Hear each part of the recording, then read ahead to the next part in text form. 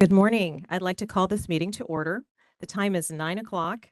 Today is Thursday, December 11, 2025. This is the first day of a two-day meeting of the Physical Therapy Board of California. Today, we are in the hearing room at Department of Consumer Affairs, 2005 Evergreen Street, Sacramento, California, 95815.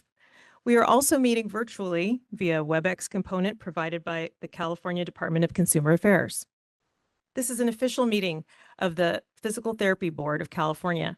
The board's role remains to maintain consumer protection and consult with local and state entities on the laws and regulations pertaining to the physical therapy industry. We will take public comment on agenda items, and at the end of the meeting, there will be a comment section for agenda items not on the agenda. Items not on the agenda. Public comments must be specific to the agenda item that is currently being discussed.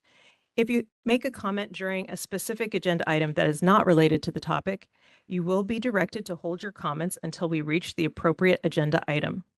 All comments that do not directly relate to an item on the agenda should be held until the agenda item for items not on the agenda. The board also follows the Open Meeting Act, so while we accept and appreciate the public's comments, we cannot respond to those comments. We do have a moderator from the Department of Consumer Affairs online to help us today. Individuals listening to the meeting will have an opportunity to provide public comment and will be assisted by that moderator who will be facilitating the teleconferencing process. For those members of the public participating via teleconference, please wait until the moderator has introduced you before you make your comments.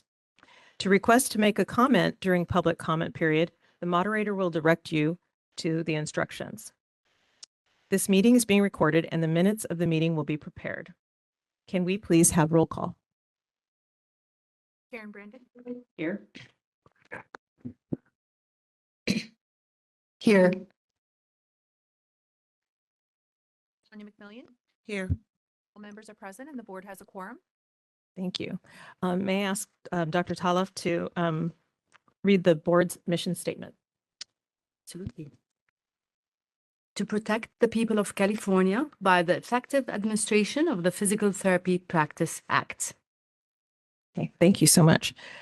Before heading straight into agenda item number 4 with our special order of business, as board president, I would like to thank everyone who is here in person today, board members, especially any members of the public. Okay, we are now moving into item number 4, special order of business. We have the Honorable Judge Wong presiding for our petition today. Thank you very much for being here. Thank you, Madam President. All right, so I'll go ahead and call the matter of Scott Wei Ho Kwan. Mr. Kwan, if you'd like to come up to council table, and then Ms. Wolanski.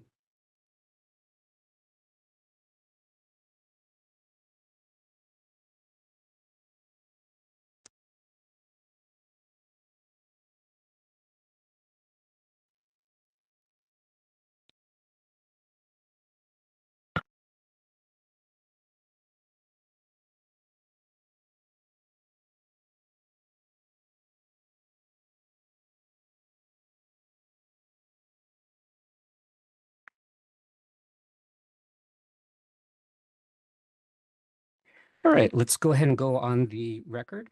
So we're here on the record before the Physical Therapy Board of California, Department of Consumer Affairs, State of California, in the matter of the petition for reduction of penalty by Scott Wei, W-A-I hyphen Ho, H-O, Kwan, K-W-A-N.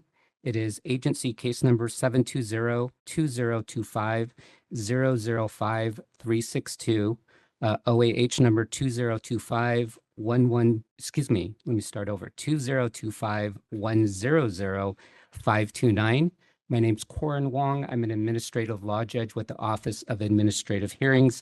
Could I please have the parties state their appearances for the record, starting with the representative from the Attorney General's office?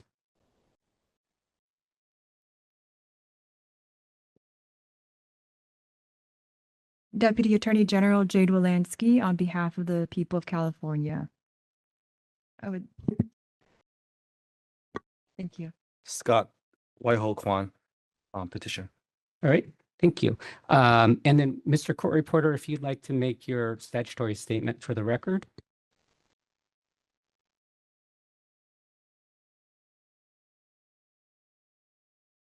Thank you.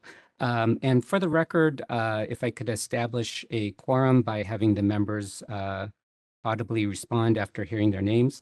Dr. Brandon, Yes. Mr. Q, Dr. Armstrong, Here. Dr. Kayla, Yes. Ms. McMillan. Here. Thank you, and let the record reflect that a quorum is present. All right, so Mr. Kwan, we're here today for your petition for reduction of penalty. And based on the paperwork, it's my understanding you're seeking to modify probation and to terminate your probation. Shortly, Ms. Wolanski will provide a summary statement of the history of your license and the prior discipline, and talk briefly about the basis for discipline. And then it will turn over to the matter will turn over to you to present your evidence. Did you have any documents you wanted to introduce?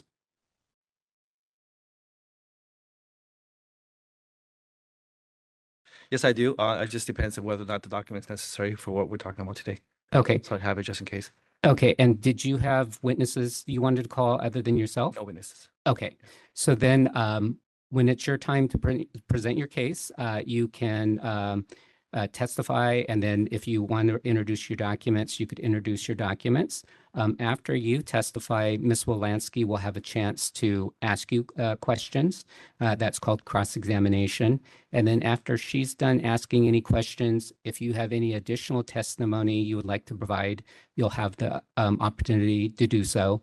And then she has a chance to ask you questions again, and it's that back and forth format between yourself and her until you've provided all testimony you would like to, and she's asked all the questions she has. And then the board members have the opportunity to ask any questions they have. You may recall I mentioned that Ms. Wolanski will provide a summary of your prior discipline. And that's just to provide context for your petition. What the board is most interested in is hearing about any rehabilitation you've undergone since your license was disciplined.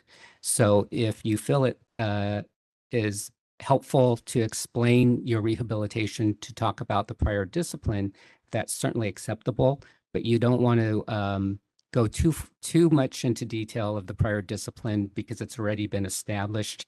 And what the board is most interested in is, as I mentioned, the rehabilitation. And of course, the board has read all the paperwork that's been filed. Correct. And then after you're done testifying, I'll give the Ms. Wolanski and yourself a chance to provide a closing argument.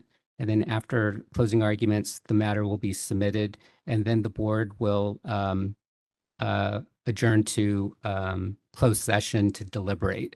So you won't get a decision today, but you'll get one in the future. And then last, after the proceedings are done, if you would go over to see the court reporter, he'll have a form for you. Shortly after the hearing, he'll fill out a form, and then he'll have one for you. And that's just in case you want a copy of today's transcript that has the information you need to go about requesting a copy of the transcript. And then once you receive that, then you're free to leave. If you have any questions during the proceeding, please do not hesitate to ask. I'm happy to answer any questions you may have. However, I cannot give you legal advice. Now, recognizing that you may not know the difference between a question that seeks legal advice and one that does not, what I would suggest is that if you have any questions of any nature, that you simply go ahead and ask them. And if it's a question that I could answer, I will go ahead and do so. If it's one that really seeks legal advice, then I'll let you know that and explain I cannot answer the question. Okay, do you have any questions at this time? No. Okay, very good. Ms. Wolanski, if you'd like to provide your summary statement or go over the documents, whichever you'd like to do first. Let's go through the exhibits first. So starting off with Exhibit 1, these are the jurisdictional documents, which include the certification of licensure, the physical therapy's notice of hearing, and the Attorney General's notice of hearing. Exhibit 2 is a certified copy of the prior decisions. Exhibit 3 is petitioner's petition for early termination of probation. Exhibit 4 is the petition for reduction of penalty report. And Exhibit 5 is the certified probation records. Right, so those documents will be marked as indicated by Ms. Wolanski. Mr. Kwan, do you have any objection to any of the exhibits being admitted? No. Okay, so exhibits 1 through 5 are admitted? Oh, Your Honor, Yes. I wanted to note that I uploaded the redacted copy of the exhibits into case lines, but today everyone will be reviewing and using the unredacted version of the exhibits. Very good. That's much appreciated. Thank you. All right, if you'd like to provide your summary statement. Yes. Board members and Your Honor, we are here today for petitioner Scott Y. Ho Kwan's petition for early termination. To provide background, the board issued petitioner's physical therapy license on September 10th, 1999. In the underlying matter, the accusation alleged patient A went to see respondent for a possible pinched nerve in 2018. At the appointment, respondent used a traction machine on patient A's neck. Respondent then directed patient A to follow an unlicensed physical therapy aide, who are also known as PT aides, who set up and used an electrical stimulation machine to treat patient A. The accusation states patient A reported she had blisters on her left shoulder where respondent's PT aide had placed reused electrode pads. During the investigation, the board discovered respondent allowed PT aides to document in patient records without noting their identities, as well as failing to sign and date the exercise logs placed into patient records. The board also discovered respondent failed to document and sign a discharge summary for patient A, and respondent also failed to personally document, sign, date, and describe the nature of each service provided to patient A and all other patients. The accusation also alleged respondent failed to evaluate and document his PT aide's competency levels for performing patient-related tasks, and he also failed to make a record of those competencies to the board upon a board request. Respondent also failed to provide continuous and immediate supervision of his PT aides in proximity to the location where the PT aides were performing electrical stimulation treatment. As a result, on August 23, 2019, the board filed an accusation against petitioner. This accusation contained 9 causes for discipline. These include negligence, failure to maintain confidentiality, inadequate record keeping, misrepresentation of documents of patient care, failure to document records as required by regulation, aiding and abetting unlicensed practice, permitting physical therapy aides to perform services beyond their level of education, training, and experience, failure to adequately supervise physical therapy aides, and finally, dishonest and corrupt acts. This case has an extensive procedural history, which I will summarize for the board members and presiding judge. In October of 2020, an ALJ heard evidence and submitted a proposed decision. On December 8th, 2020, the board declined to adopt that proposed decision. As a result, the board issued an order of rejection in 2021 and afterwards issued a decision after rejection on July 2nd, 2021, which ordered placing respondent on 5 years of probation. Respondent subsequently filed a petition for a writ of administrative mandamus review of the board's decision. The Superior Court granted the writ in part and remanded the case to the board to reconsider the appropriate level of discipline.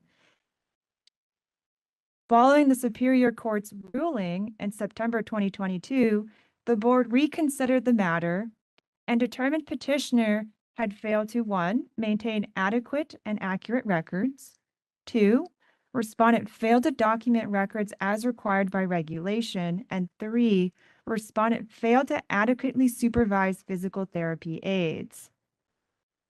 As a result, the board placed petitioner on 4 years of probation, along with many terms and conditions, including completing and passing the board's examination on the laws and regulations governing physical therapy, a practice monitor, a prohibition from practicing home care, a prohibition from supervising physical therapy license applicants or physical therapy assistant license applicants, a prohibition from supervising physical therapy aides, and notification of his probation status to patients, employees, employers. Respondent was also ordered to complete education coursework. On October 31st, 2022, the PT Board received respondent's petition for reconsideration and request for stay. On November 21st, 2022, the board denied petitioner's request for reconsideration, but granted the order for stay. As a result, probation went into effect on December 2nd, 2022. To date, petitioner has completed approximately 3 out of 4 years of probation. Thank you.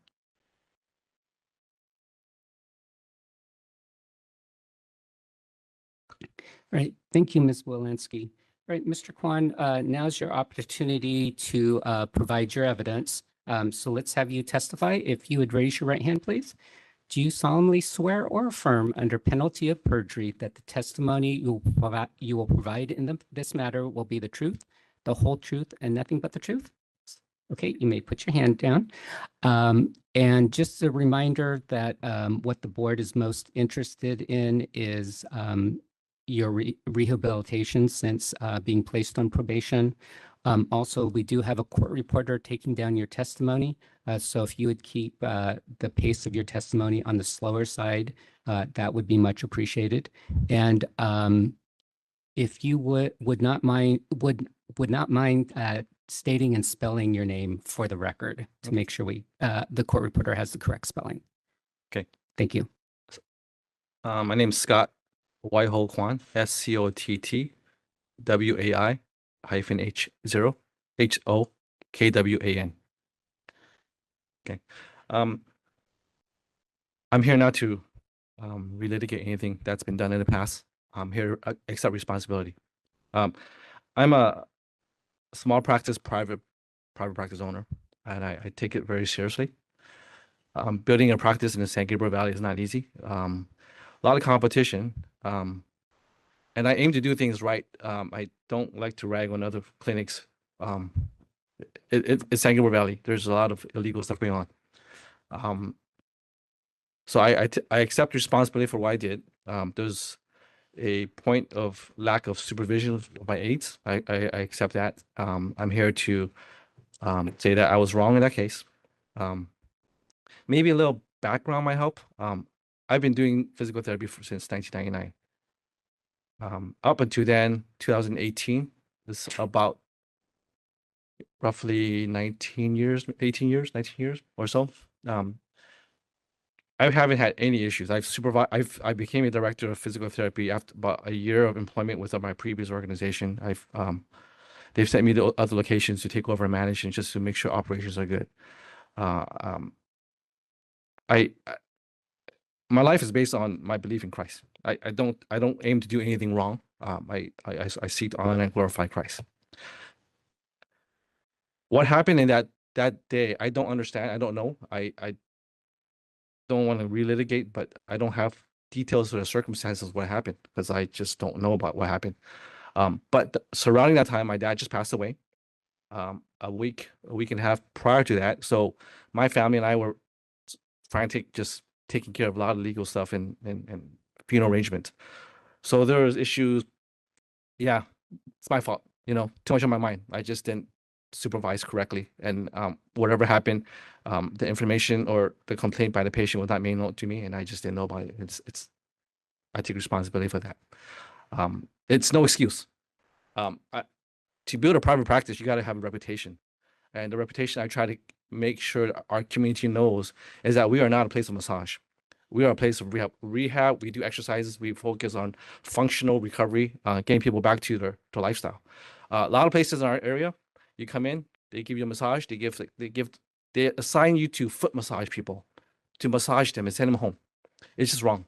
I don't do that. Our clinic is based on developing a treatment plan, educating our patients. That's really important, and just focusing on exercise. Look, I'm 53. I exercise all my life. There's still aches and pains. There's no way around that. I mean, the body changes. But I still emphasize to my patient, hey, there's a couple of options you have, right? Either you continue on your lifestyle the way it is, or you look for a better option. And that's my philosophy in treatment, just helping our patients. A lot of my patients keep asking, why are you open on weekends? I don't want to open weekends. Why? Well, they say, well, you can make more money. I said, who cares? What's life about? You're making money and then you die earlier, basically, right? You stress yourself out like for no reason. There's no reason for that. So I opted to limit my days of employment to work for the sake of family and raising children. So first of all, I take responsibility for what I did. Prior to the board's decision, we went back and forth a few times in court because I firmly felt at that point there were a lot of things that the appointed, I don't know what you call that person that you send to the office to investigate.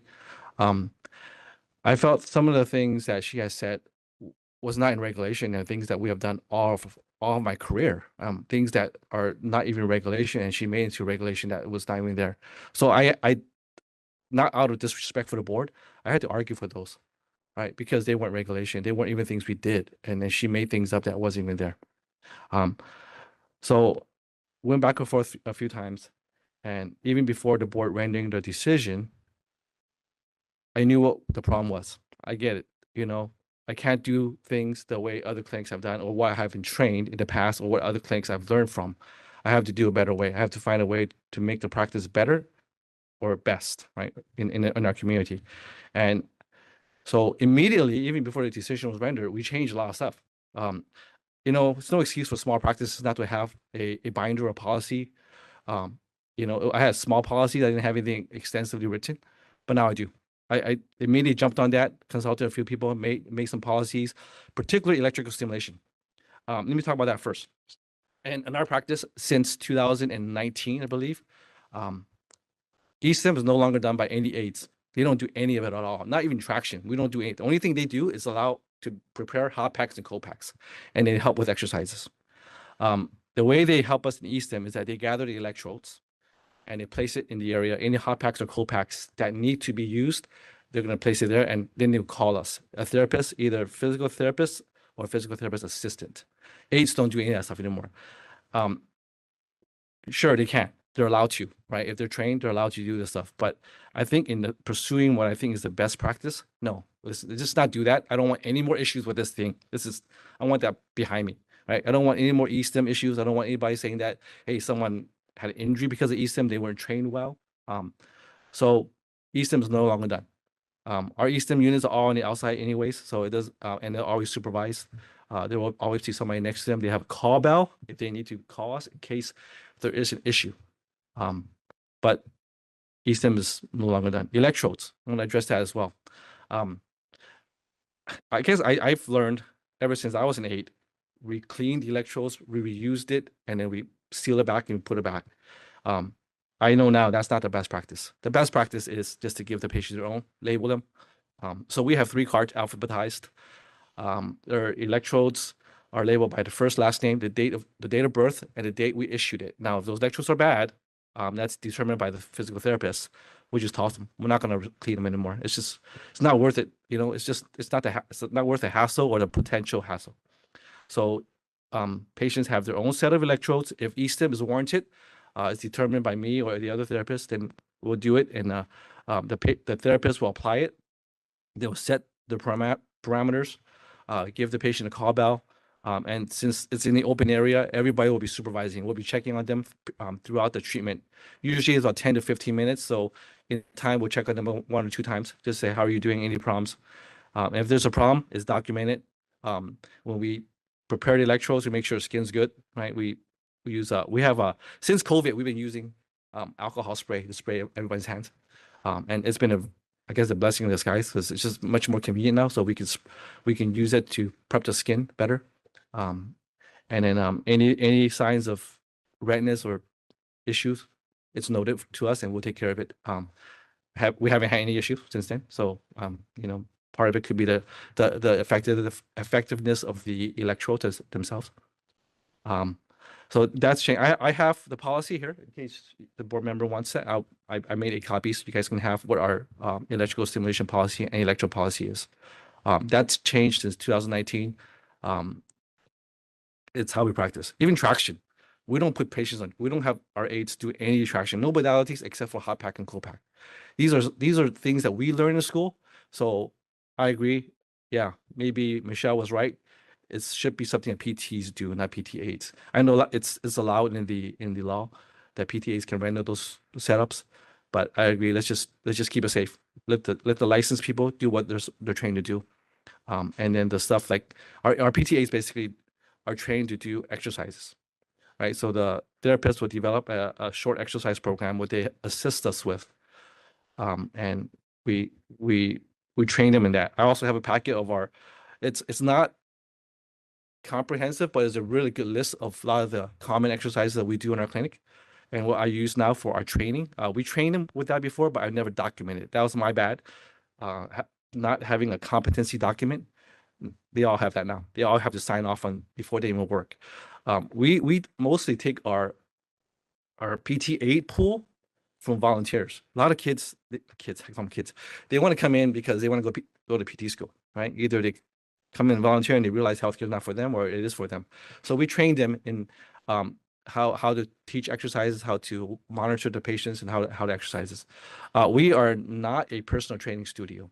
Our population is mostly older folks. So we keep things very, I guess I would call light on the light side. So there's no injuries, that we can impart.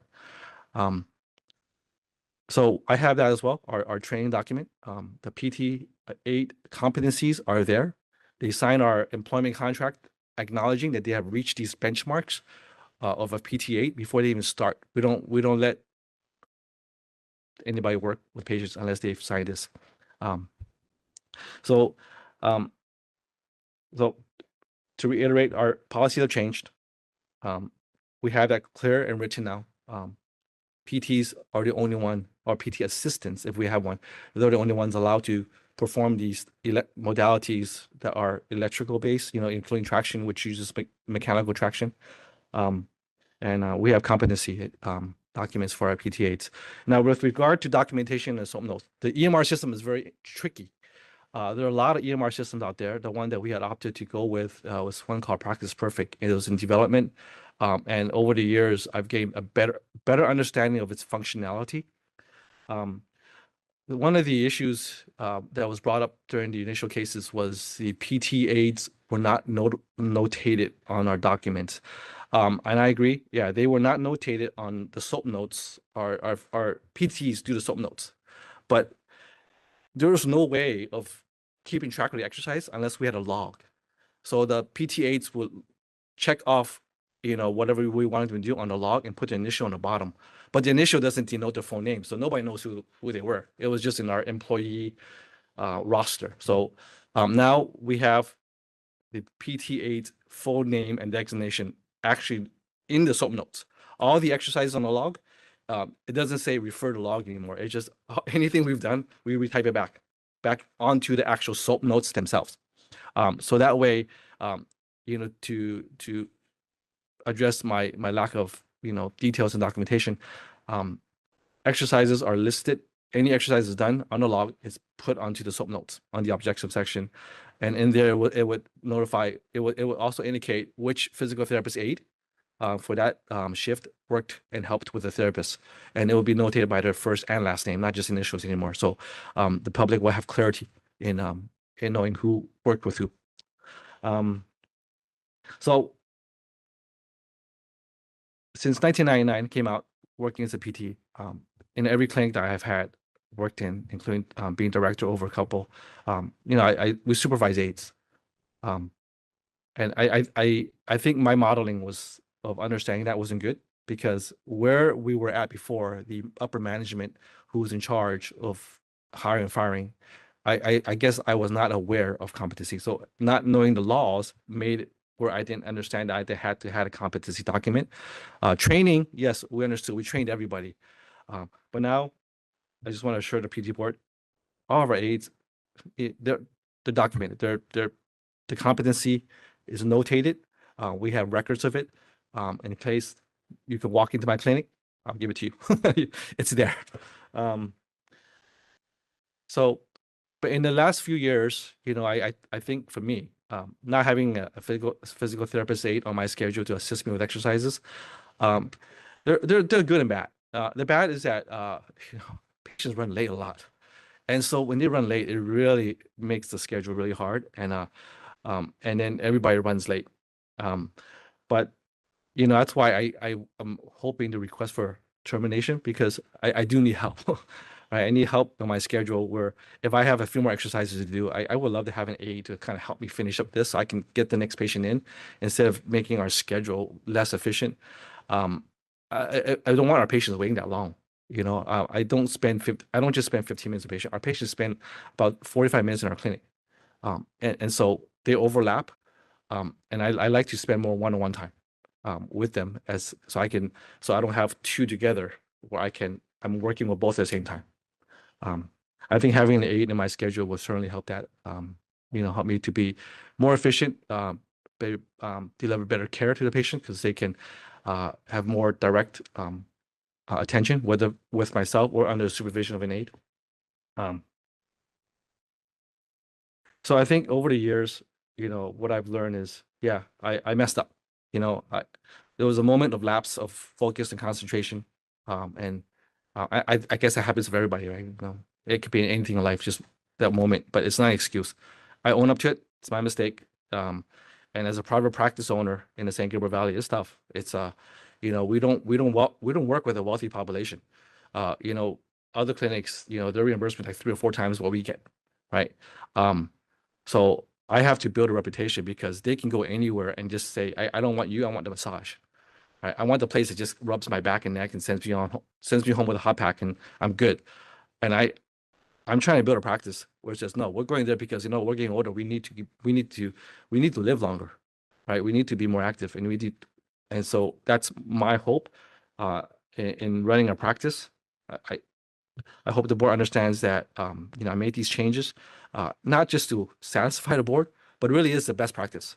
I agree that from this experience, there are a lot of things as a private practice owner, small owner, I call it, is a lot of things that I could say, yeah, maybe there were shortcuts, but I realize now, washing electrodes, reusing them, it's not the best. Having a documentation that clearly identifies the aide, not by just initials, but by the full name, the public can know who they are. That's also important because to protect the public is an interesting theme. I think in the past I used to think protect the public is talk about protecting the public from injuries, but more and more I understand with my mother-in-law going through her health issues, my father passing away, my father-in-law health issues now, and then my wife going through medical records trying to get all kinds of stuff. That's protecting the public, is ensuring we have accurate records. They need access to accurate records, not omitted records, not things that are not clear. Having those records really help them navigate the healthcare industry because it's really complicated for patients who don't have an understanding to get the records, to use it for their advantage, whatever that may be, right? Whether it's to get to the next referral, whether it's to apply for a state disability because they can't work. So I understand protecting the public now is not just about injuries. The records are very important. And having accurate records, they can say, okay, I went to physical therapy. That's what I did. This is my record. Okay, well, I really can't work anymore. And it's not because I don't want to, but the physical therapy record will reflect that. Look, I have difficulty even just doing 5 minutes of gait, right? So it's the record. So having it accurately reflect that is important. So I've learned that over the years. It's not just jotting a few notes down. It's writing better notes and learning that. So I respectfully just ask this PT board to consider what I have to say and what I've learned over the past. And as a private practice owner, what I intend to do going forward, and the change I made, I hope it will ensure that it will give you confidence, and also I hope give the public confidence that they are safe. There's not going to be risk of injury in our practice. We're taking precautions. We're making sure that we're doing our best. And I have the documents here. I don't know if you guys want our PT, our electrical sim policy, and our competency training documents. I'll have it here for you guys. Your Honor, we object to the admission of these exhibits because they were not disclosed to the Attorney General's office before this hearing. Great. So, Mr. Kwan, it's up to you whether you want to have documents introduced. If you do, you need to have copies for all the board members. Okay, I've prepared 8 copies. Okay. So is the policy that whole No, binder or? Oh, no, okay. that's Oh, okay. And have you provided a copy to Ms. Wolanski? not yet. So I have 8 copies, 7 for the board, right, and then 1 for. Okay. And then actually you need to provide a copy for me too. Okay, so I have total 8 or do you pick 7, 8? 7 for the, or I guess 4. Yeah. Yes. Yeah, so 7 including me and then Ms. Wolanski. Okay, so I have total 8. Yeah. Okay. Yes. Yeah. So I have here, this is our training document, and then this one is our electrode and electrical sim policy. Okay. So I have, So let's go ahead and why don't you distribute those? okay. And then we could take up any objections after you distribute them. So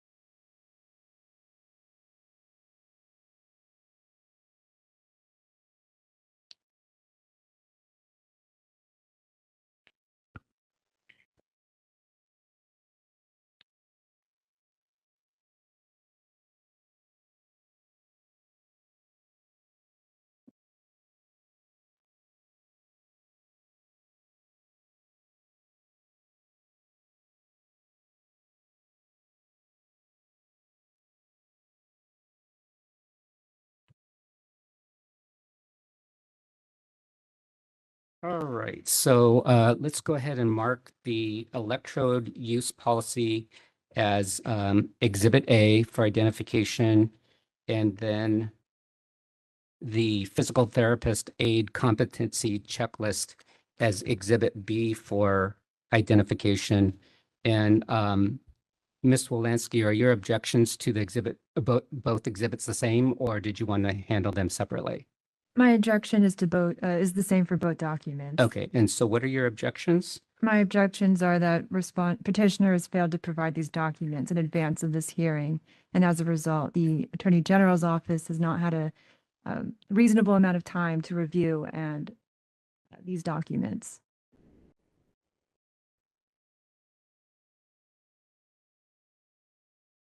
So how is that prejudicial to the people of the state of California? This is prejudicial because the Attorney General's office has not had sufficient time to review and form cross-examination questions if needed about these documents. All right, Mr. Kwan, do you wish to respond to the objections? well, this is nothing new. It was already indicated in I guess the previous court meetings that these are the mitigation things that I've already done.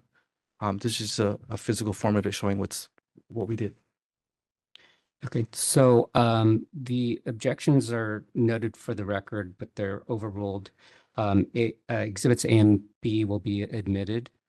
And so, Mr. Kwan, have you concluded your direct testimony at this time? Yes, I have. Okay, so cross-examination, Ms. Wolanski? Yes, Your Honor. Petitioner, I will begin with just asking a few questions about your work. Mhm. So, Petitioner, where do you currently work?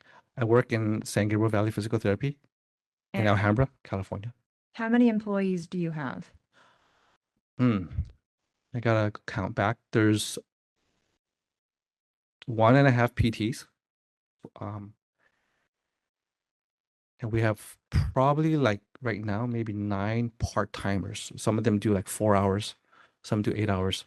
That includes our 2 front desk. So they work with the other PTs as their aides. And in the front desk, some of them are cross-trained to do both. So they may have a shift here or there where they work with aides as aides, and then other ones, the most will be working as receptionists. Petitioner, can you explain what you mean by 1.5 PTs? So one is working 5 days a week, and then the other working 3.5 days a week. So one and 3, 1 and 60%. And in your business, of those 9 part-timers, how many of those are PT aides? They're all PTAs, receptionists. They're kind of they're in school. Most of them are in school. Some of them have just graduated. Okay. They're applying to physical therapy. A couple have already accepted and left. So that's why we keep hiring little part-timers, because they come in, they work 4 hours, 5 hours.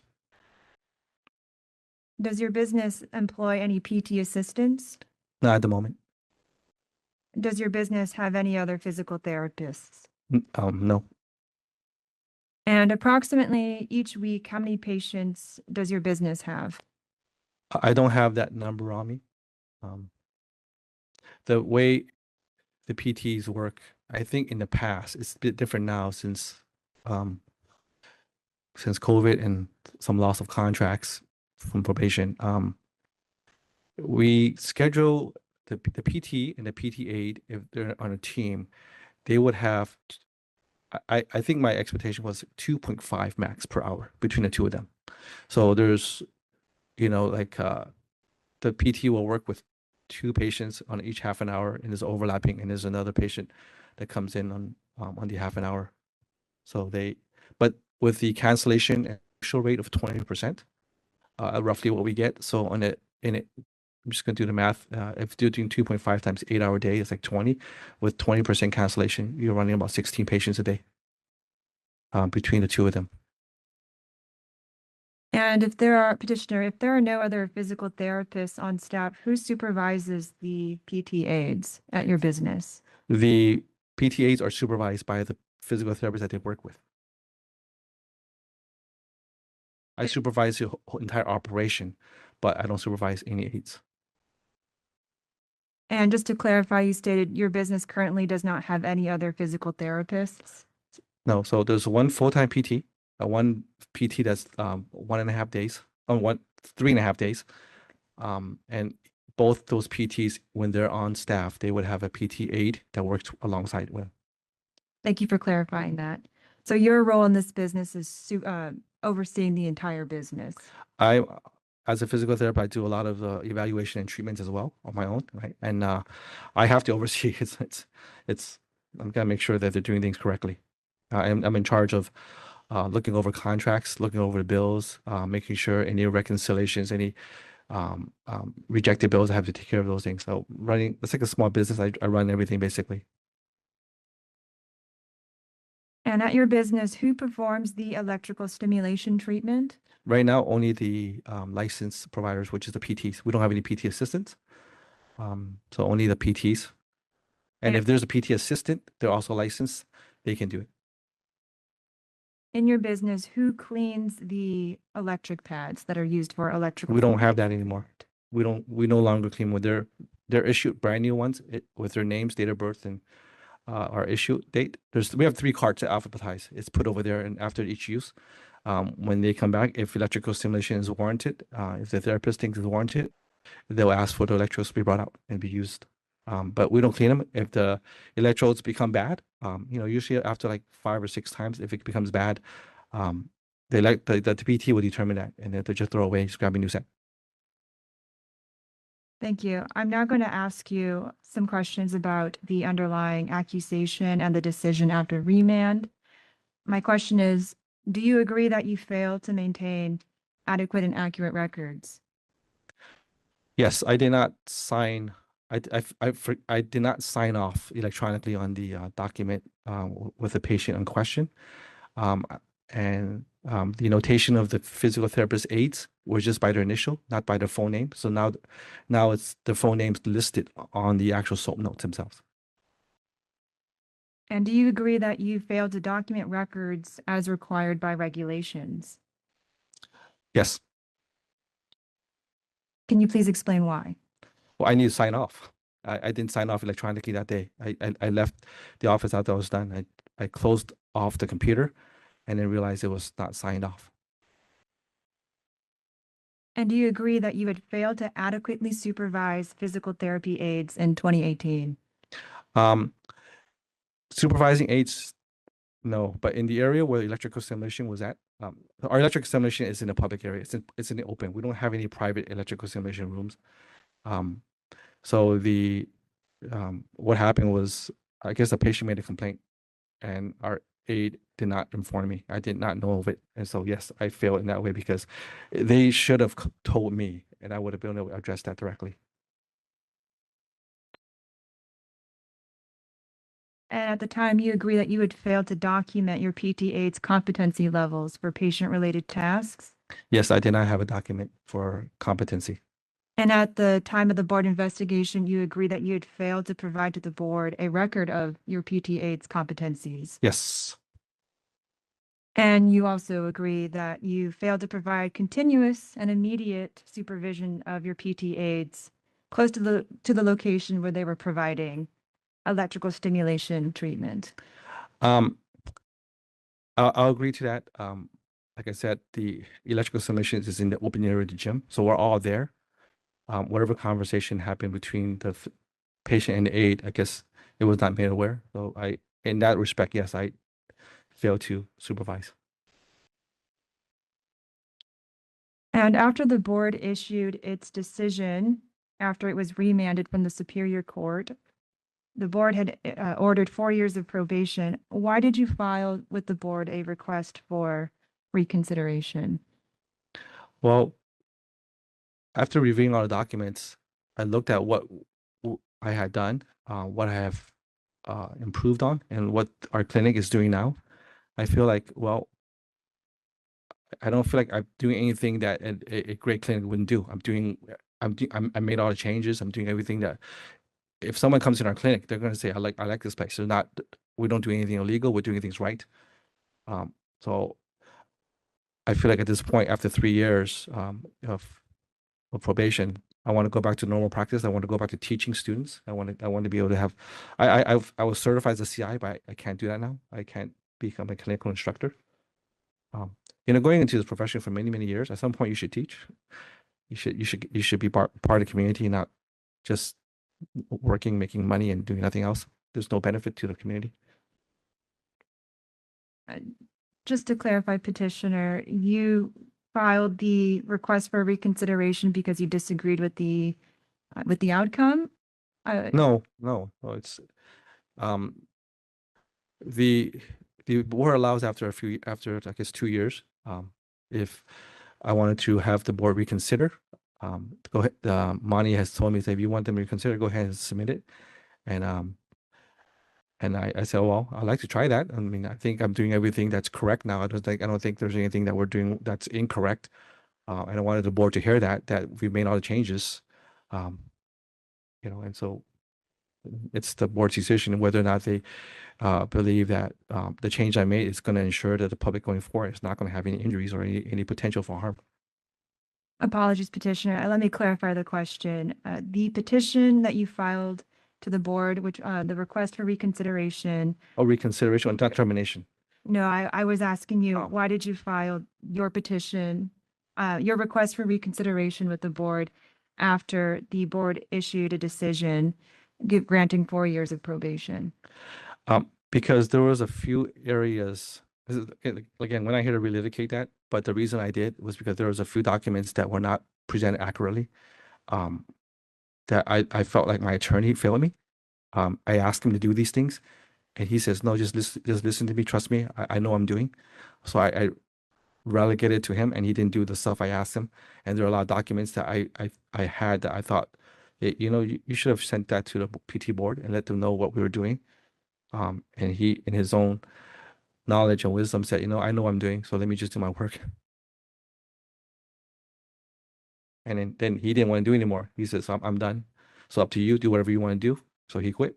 And so I had no option but to say, okay, well, let me give my last ditch effort to kind of say, hey, here are some documents I want you to reconsider. Thank you, Petitioner. Petitioner, I'm now going to ask you some questions about your plans if your petition is granted. In the board decision after remand, the board decided that there was cause for discipline for your failure to adequately supervise PT aides, correct? Yes. Specifically, the PT board decided that you had failed to provide continuous and immediate supervision of PT aides in proximity to the location where the aides performed the electrical stimulation modality, correct? Yes. And currently at your business, PT aides do not administer electrical stimulation treatment? They have not been since 2019. And if your petition is granted, do you intend to have PT aides perform electrical stimulation again? No. Okay. That's better that way. I don't want an issue again. And if your petition is granted, do you intend to have your PT aides perform tasks other than electrical stimulation treatment? Yes, they do exercises. They teach exercises. They help us prepare hot packs and cold packs. And then they make phone calls and do all the other non-patient related tasks, scheduling appointments, calling insurance companies, those type of things. If your petition is granted, how can you provide assurance to the public that your PT aides will not pose a danger to the public? Well, if you look at the training document, that's what they do. They don't do anything else about that. And then any administrative roles. So trained well. If you look at the extensiveness of it, it's not just someone walking off the street and say, hey, I want to become a PTA. Can I work today? Yeah, the answer is absolutely no. You go through several months of volunteer. You follow us, you learn what we're doing. And if there's a position that's open, then we'll make sure that you understand everything. We have to sign off. I have to sign off on all your exercises. And if I think you're good to go, then we can onboard you. If not, I'm sorry, we just can't take that risk. Thank you. No further questions. All right, Mr. Kwan, is there any further testimony you would like to provide on redirect? No, I think what I want to say is basically is, made all these changes. It's not because just to say I did it. It's because I have a practice to try and grow and run. And in order to do that, I have to be better than what I was. And I'm very grateful to have an opportunity to work locally in the area so I can pick up my kids. If I had to take a half day off, I had to just go and do it. Very grateful to have an opportunity for that. Very blessed. And so I need to find ways of making our clinic known. I don't have intentions of opening 10 clinics. I don't know how some people do it. They just want to run around their whole, Southern California, open 10 clinics and be business managers. That's great for them. My point is I want to work till I retire, raise a family, and glorify God. All right, thank you. Ms. Wolanski, any further questions? No further questions, Your Honor. All right, I'll turn it to the board for any questions. First, Dr. Brandon, any questions? I do. Thank you. Thank you, Mr. Kwan, for coming today. I had some questions regarding your orientation of your PT aides. I was wondering, how long does it take to do the orientation that you're providing now? To get to that level, No, let's just say you have a new PT aide that you've hired. Yeah. How long does it take to do this orientation that you've provided for us? oh, they don't the just get hired. competency. They don't just get hired and start that. They would have started for a few months already before, I don't hire them just to know this, right? We take them as volunteers. Okay, so when they're volunteering. Yeah, we have, They're not doing it. No, alone? no way. Okay. They can't. Okay. Yeah, so when they're volunteering, they're alongside one of the other aides, and they're just trying to see what they're doing, and then they're trying to replicate it. So it's a lot of like mirroring. So the PTA is teaching a patient, the trainee, I call it, the volunteer trainee, they're learning on the side at the Okay. same time. So then when you do the competency testing, how long does that take? It's ongoing through the whole. Oh, so you sign them Yeah, off as they yeah, go? yeah. So if they understand it, if they can show it, then we can check it off. We're not gonna just, yeah, it's not like it's not like they would test everything. No, we don't do that. Okay. All right. Thank you. And then what are the other modalities you have at your practice setting now? Electrical stimulation, hot pack, cold pack. And traction. We don't use ultrasound anymore in our practice. And those are it. Okay. And you have also policy and procedure information about the use of those? Yeah, Okay. it's in our office manual. Okay. How often do you update your information? It says right here, the effective date for the electrode part. Mhm. The last update or review was 4/2/2020. Yeah, we haven't need to change anything. Mhm. It's been good. The electrodes are still good. Yeah, no updates. I mean, there's nothing to change. Okay. What would indicate to you that it might need to change? Is there something that might trigger that? I think the only thing that might could is if there's a bad batch of electrodes, and then I gotta look at each electrode now. But the electrodes that we got from our vendor seems to be pretty good. And right now the whole modality is done by the physical therapist. So the physical therapist they render the professional decision about how good the electrodes are. Okay. Um, You mentioned that you're the managing physical therapist owner. What is your caseload? Right now I have probably like 8 to 10 patients a day. Sometimes less because I said there's like about 20% who don't show. If they all show, about 10. Sometimes 11. I do a lot of evaluations right now. It's consultations with patients because to go through a lot of treatments, Mhm. it'd be really difficult because I gotta get that they come late. It's just hard to get in an evaluation, come out and do another full treatment, and then another evaluation is waiting for me. Mhm. Um, You went through quite a bit of explanation about the PT aid training, but as the physical therapist, what do you give to your patient in terms of informed consent about the use of eSTEM? If you're about to provide eSTEM to a patient, what do you tell them? We ask them, this is what I would like to try with your for treatment for electrical stim and what the benefits are and what you expect to feel, and what you don't want to feel, and let us know if you feel those. Excellent. All right. I just wanted to mention too, I'm really, glad to hear that you're so open-minded about the concerns that the board had previously. And you started to think more deeply about creating a better way to get to the highest standard of practice. What would you recommend for private practice owners who are oftentimes working very siloed as to how Siloed? to siloed alone? Oh, okay. Not getting an opportunity to see other clinics. Yeah. To be aware of best practices, because that seemed like something that was challenging for you when we Um, first started this process.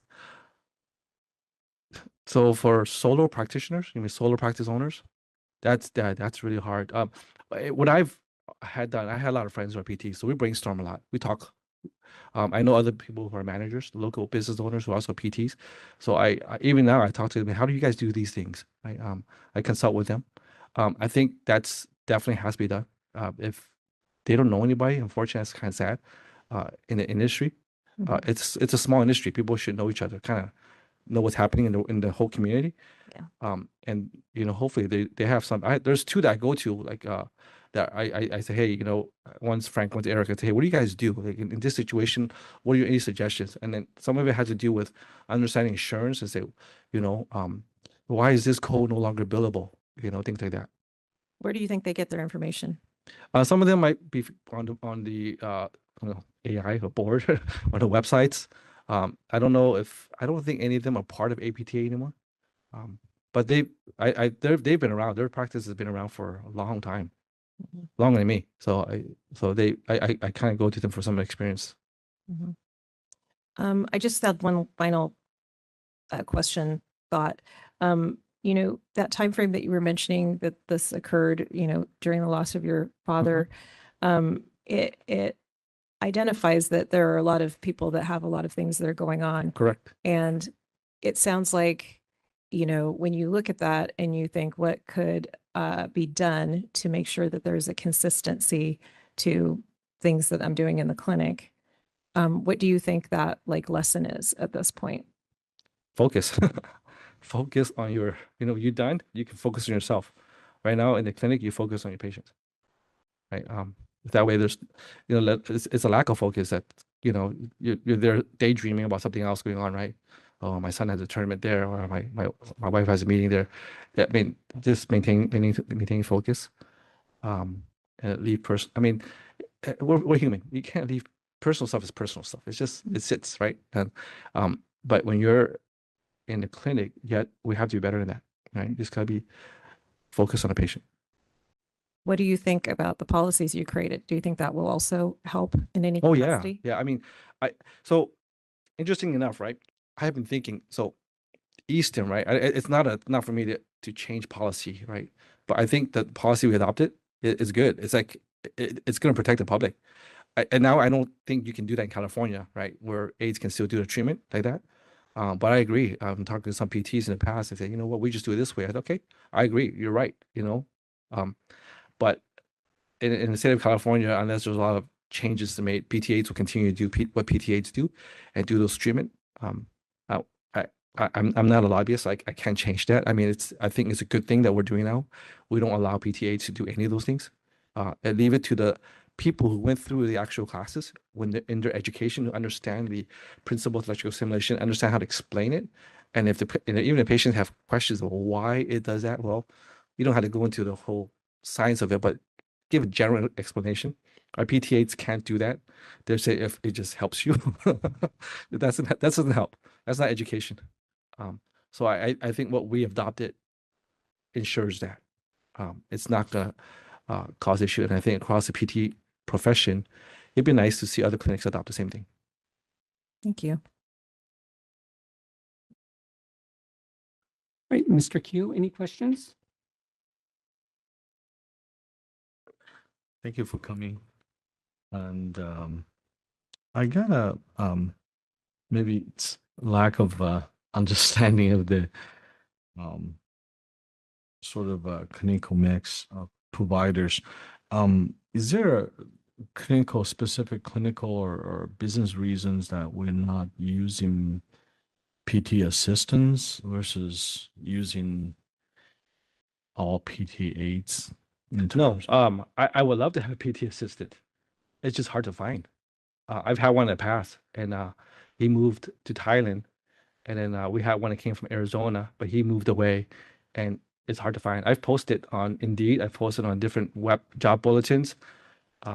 And I posted at the schools for even considering new graduates. I don't know. I think a lot of them are working either home health or they're doing like hospital work, but maybe I just haven't had the right type of marketing and try and get them on board. But we haven't had one in a while. Okay. Your practice does not do home health, right? No. Okay. I don't want to do home health. Okay, great. Yeah. Thank you. Dr. Armstrong, any questions? I have a couple of questions. Hi. Hi. Thank you for coming. And I do appreciate you describing your personal circumstances around what happened with patient A. Do you agree that some other things surfaced after that incident was brought to your attention? As far as documentation issues, supervision issues, equipment check issues? I think those are, they were brought up. I think some of those while in court, they kind of clarify some of those in our court proceedings. Which one are you particularly referring to? So in the documentation, it was noted that your equipment checks were 3 months overdue. Do you have a policy for equipment checks presently? And do you agree that your equipment checks were overdue? So let's go back to, I guess like a few years ago, right? The equipment didn't have any issues. So yeah, we like to do it like every 2 years, every 2 or 3 years. And sometimes we get new one in. The electrical simulation unit that was in question at that time was brand new. So there was no sticker on there. We didn't have it recalibrated. Or I think actually they don't do calibration. They just check to see if the electricity is okay to the unit. These guys come in and they just spend like 2 minutes on each thing, and they're not calibrating anything. It's not like hospital calibration equipment. It's a little more. They don't do a lot. So did it bring up certain issues? Yeah, for sure. I think that's something that I definitely can improve on. But it was, I think that at least back then, I don't know which judge agreed that it was these organizations, they put these stickers on there that they want you to do it regularly, but usually it's because they want it's for profit. They want you to regularly check these things. Our units are fairly new. Even the tables that we got, they're fairly new. But I agree, yeah, it brought up issues of how we can be better. And if that's what you're asking, if having regular checks is a good thing, yeah, I agree. Is there a policy presently for equipment checks? I don't have a policy, but I try to do it every 2 or 3 years now because, the electrical stimulation is basically and the traction is the only modality that we use. And then the hot pack units, I have a thermometer. We check that every day, ensure that that's always not going to be too hot. Okay, thank you. The documents also reflected that there was no discharge summary written for patient A. How long after was that discharge, or was it ever written and signed Well, off the on? patient never came back. It was just she came in just for a consultation. And I think my initial, again, we're not here to litigate that, but my initial, I guess in the meeting with the first ALJ was that we don't have any intermediate appointments. We don't have any progress made. It's just coming in for evaluation. So for me to fully write a discharge note with summary of the evaluation and treatment, and then what I'm discharging the patient to, I couldn't have done it because the patient never came back. She only came in for the one time for the evaluation. Okay. And then Dr. Brandon did ask you questions about the electrode use, and I just wanted to follow up on that because I'm still not clear on, because you said it was the physical therapist's judgment as to whether or not to get new electrodes and throw those away. So how are you tracking the electrode use? So you have them labeled in a Ziploc and then with their date of birth and name. So how are you tracking use of particular electrodes? So each patient has their own. When we get a new sleeve, right, and then we put their name, date of birth, issue date, and the therapist, since the therapist is the one that is going to be applying electrode, they'll determine after they clean the skin, does it adhere well? If you put it on and it's like, oh, you just lift it up, it's not sticking, it's bad. Just throw it away. There's no use to use it again. We have a lot of electrodes. Okay. So you don't have a maximum use of like, okay, if it's been used 6 times, then we're going to toss them. I think no, we don't. But it's they don't get that many visits, so they're only here like 4 to 6 times max. Some patients come in for like even when we do electrical stimulation, we don't do it every visit. Like if necessary, if it doesn't help them anymore after 3 or 4 times, it doesn't do anything. So we'll just not use that modality. Okay. So yeah, so by itself, just the way we practice, after so many times, it doesn't help. It doesn't do anything. Okay. And then I have one other question.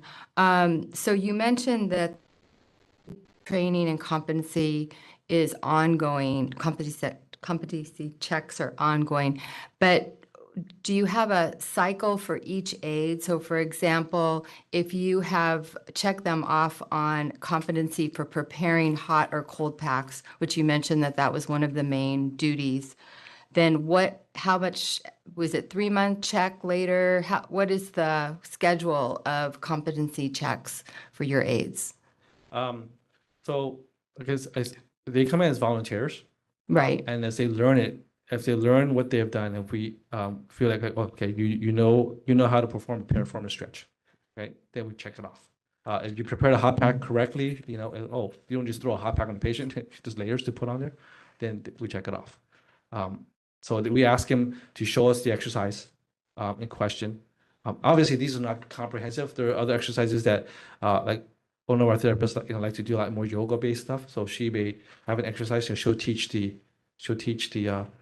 patient how to do it, and then the aide will follow up with it. But yeah, the competency document is interesting because it's not. I don't know if there is a competency document that's comprehensive for all physical therapy. And I mean, correct me if I'm wrong. Is there something that is, that physical therapists say this is the competency document and we're going to use this across the board? So what we have developed is just a huge list of things that we would do, and we make sure they know what they're doing, because oftentimes, if you look at some of those exercises, they're not for your 20-year-old bodybuilder, right? They're for most of our population that are older people. okay, so let's just take a modality. Yeah. So what is your competency cycle check for hot and cold packs? Check for your aides. So all of them need reviews, and so what is your policy for that? So I haven't developed a policy for that, because when they get signed off, they are already determined that they are competent to do this particular modality. And plus, our aides, they don't stay for like more than a year. They're gone. They're out of school by the time. So they're part-timers, and then by the time they there have been a couple that stay longer because they had to delay acceptance of PT school. But to answer your question, there is no like recertification, I guess, is that what you're asking? Or just recheck on their competency? It's okay. So the way it's ongoing is because they're doing the exercise with the patient. If they're doing it wrong, we would just correct them, and then teach them again. But we haven't had to do that because the exercises, like I said, once they learn it, they're pretty simple. They're not that hard to like, I mean, you can't really go wrong. I mean, you could, I guess, if the patients go wrong when they do a performance stretch, we correct them, right? So the aides will correct them, but there's no recheck like in 3 months to see if you're doing it correct. Once they've checked off that they understood the exercises, we check it off, and if they complete the entire list over there, that's when we can allow them to work here. Okay, thank you.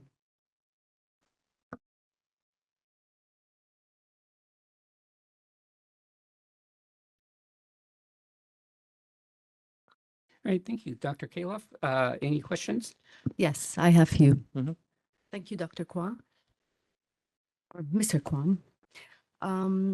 Okay, so my two questions, they're related to exercise prescription. So can you clarify to me how much time or the PT with the PT aid, how does that look like when they're working together with a patient? You said you have 4 patients or 2 patients every hour, every 45 minutes? So we schedule on the top of the hour and on the half hour. Mhm. So up to sometimes it's overlapping. So the way it works, the physical therapist will look at their patient schedule, right? For me, it doesn't matter now because I'm the only one there do my own thing. Physical therapist will look at the patient schedule, and let's say patient X coming in at 9 o'clock, and there's another one maybe coming in at the same time, 9 o'clock. The physical therapist says, okay, well, here, if they come at the same time, I want you to start with these exercises first, and I'm going to start with the other one. Or it depends on the PT. That sometimes they'll say, okay, let me bring them both in one at a time, and then when I'm ready for you, then you go ahead and take over the exercises. I'll come back and check on you afterwards. But it all depends on them. So the time, you asking how much time?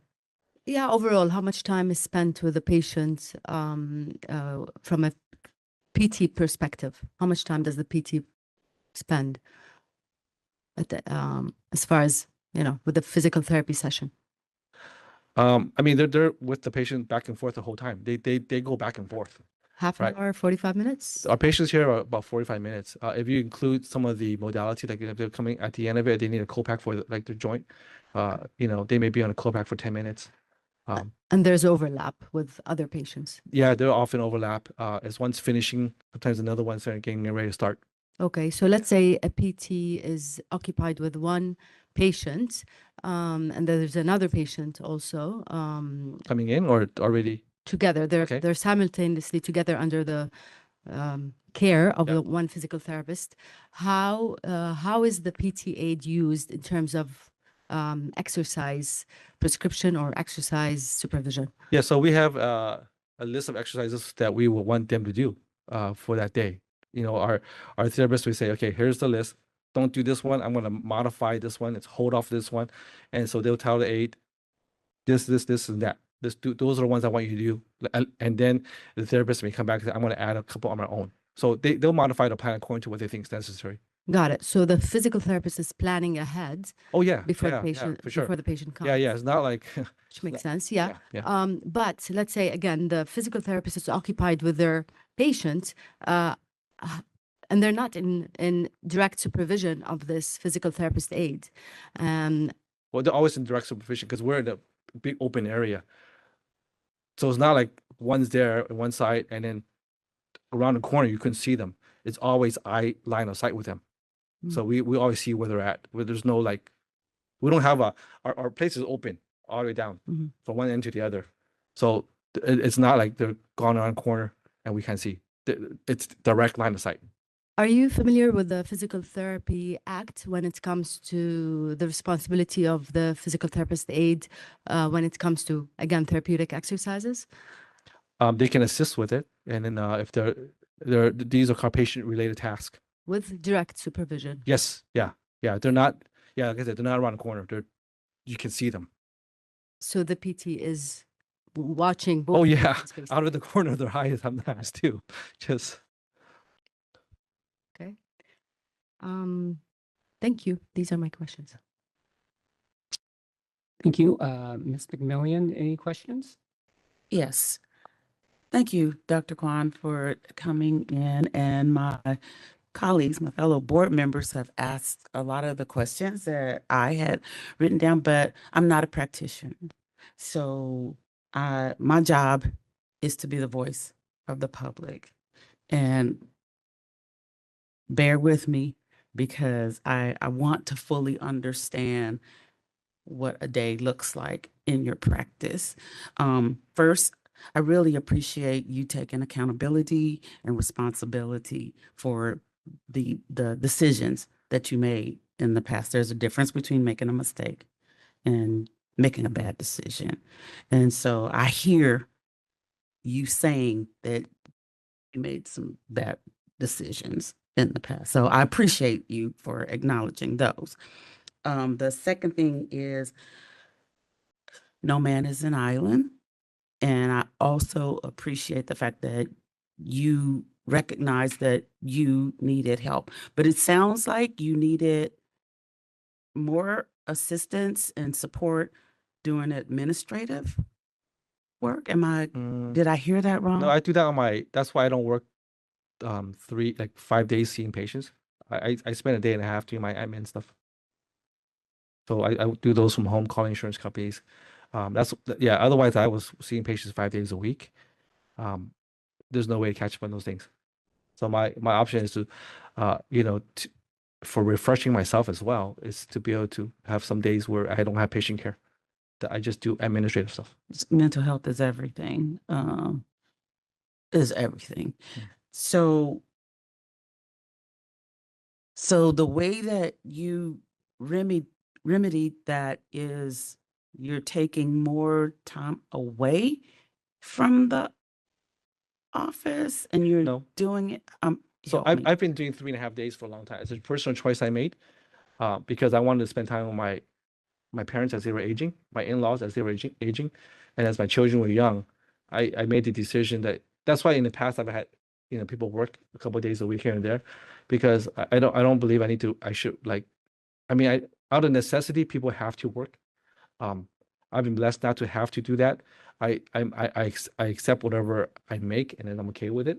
Because I don't want to need to spend 5, 6 days a week just trying to make money, right? So administrative days are lighter for me.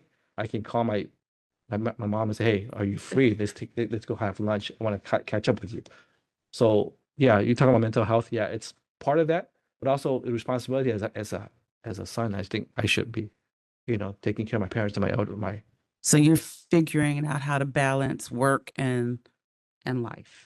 Oh yeah, I made that decision a long time ago. It's not worth it, only because I'll tell you a story. And it might not related to this. There's a place locally, a German restaurant that was very successful.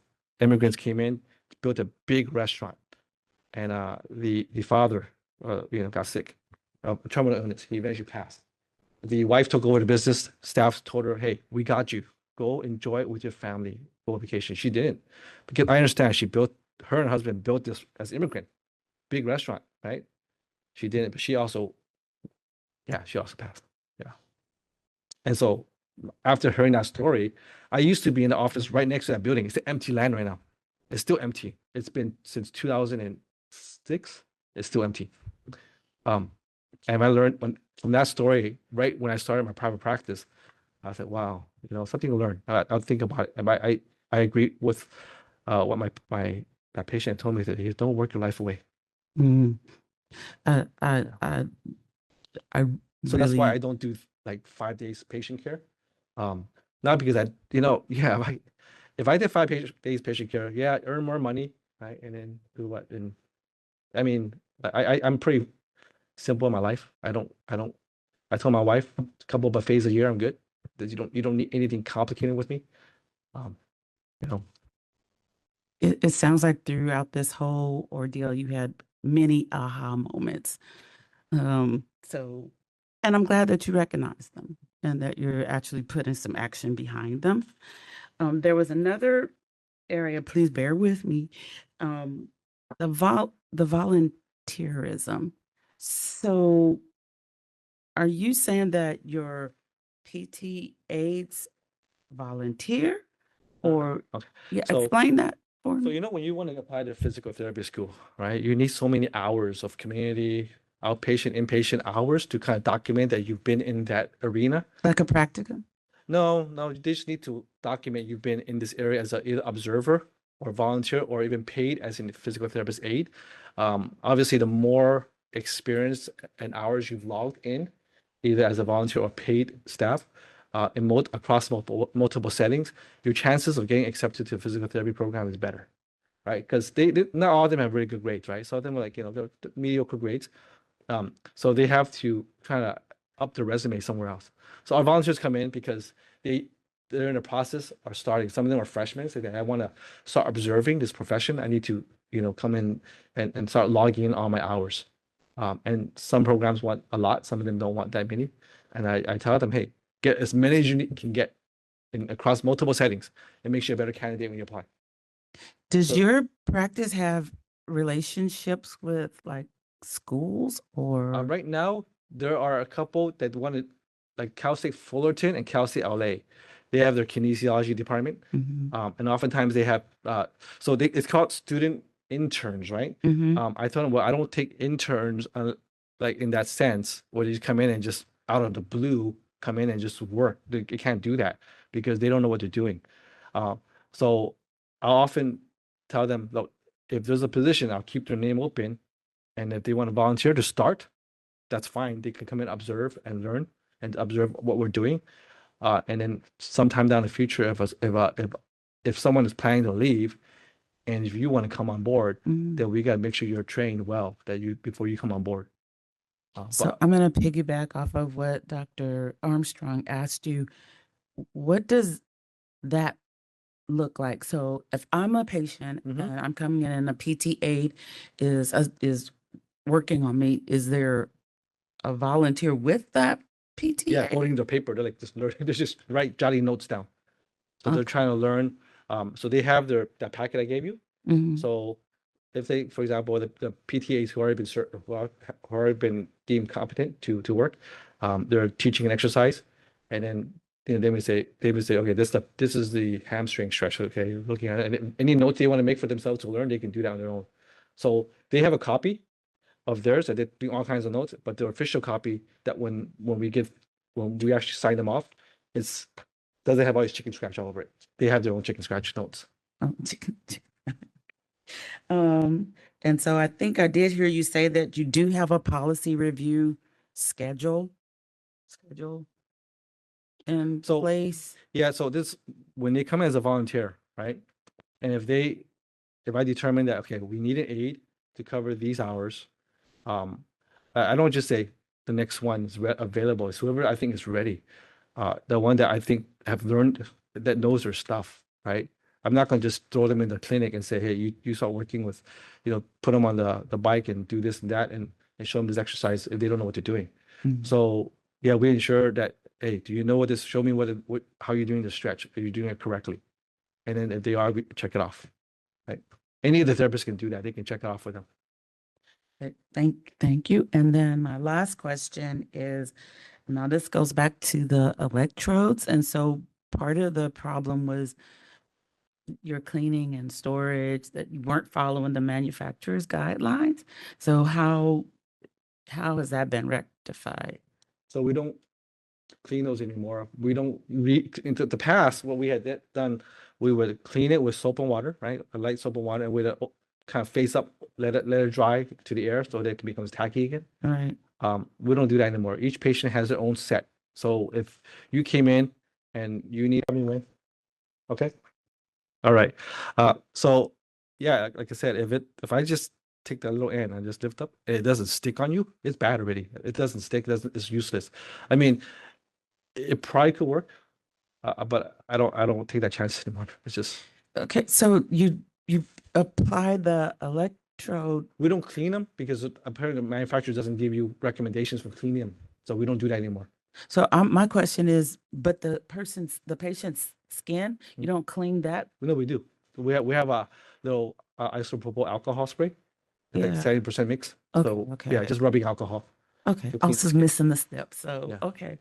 Well, thank you, Yeah. thank you for coming in, and thank you for answering the questions. You're welcome.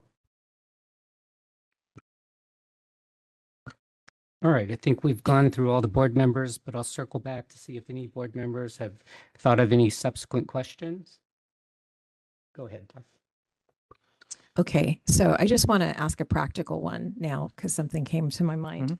Do your physical therapists sometimes see patients from the other physical therapist, or your evals see another physical therapist for follow-up? Yes. Okay, Yeah, there's that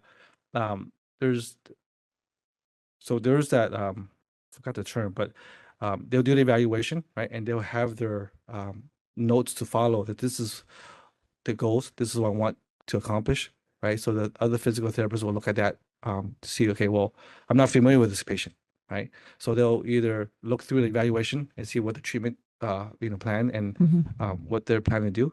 And any more questions, we just kind of brainstorm, hey, what do you want to do with this patient? Or do you want to take him back today? If you want to take him back, we'll swap back. okay. So Yeah. if there's a patient, I'm just giving an example, patient L has been evaluated by another therapist Yeah. and they have a total knee replacement postoperatively. This is their 4th visit. Mhm. And they called out, you have to take the patient. Well, not you now, you with an aide. When you are able to Okay, have okay. aides again, okay? Okay. And so, or you could do the other way and you saw a patient and now they're coming in to see another therapist on their 4th visit. They've been coming routinely and it's knee replacement. So you're working on range of motion. They needed heat. They usually get heat at the beginning. I don't heat.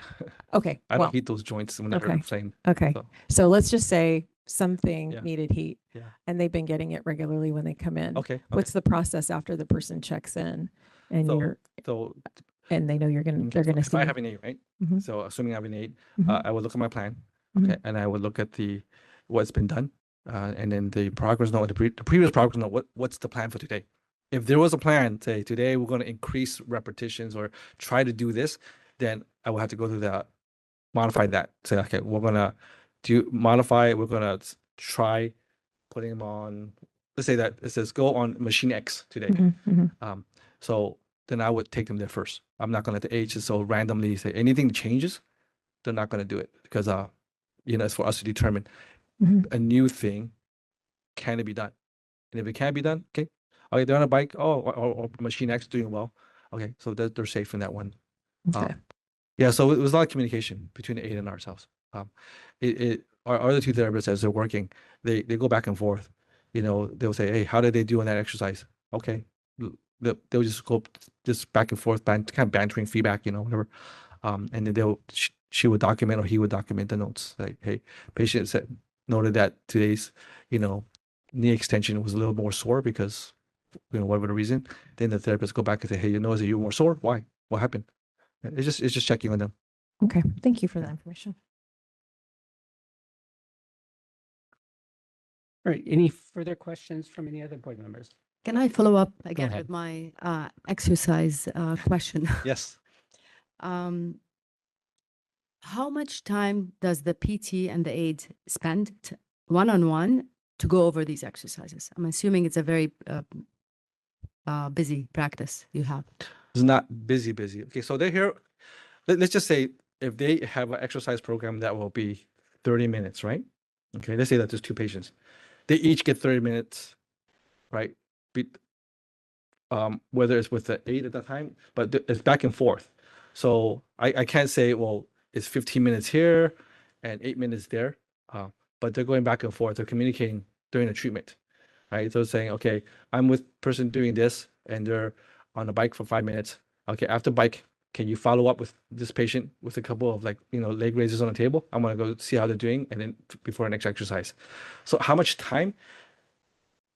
Usually there are about 30 minutes of exercises in our program for them, each patient. So they overlap a little bit. Sometimes obviously it's more or less depending how they're feeling that day. Okay. But they're going back and forth in that way. So my question is, times where the PT aide is not under immediate Oh, never. No. Our clinic is and open. direct. Yeah, like I could see them. You can they- see them. Yeah, so we have tables in the corner, right? Around the like a wall like this, right? And that's it.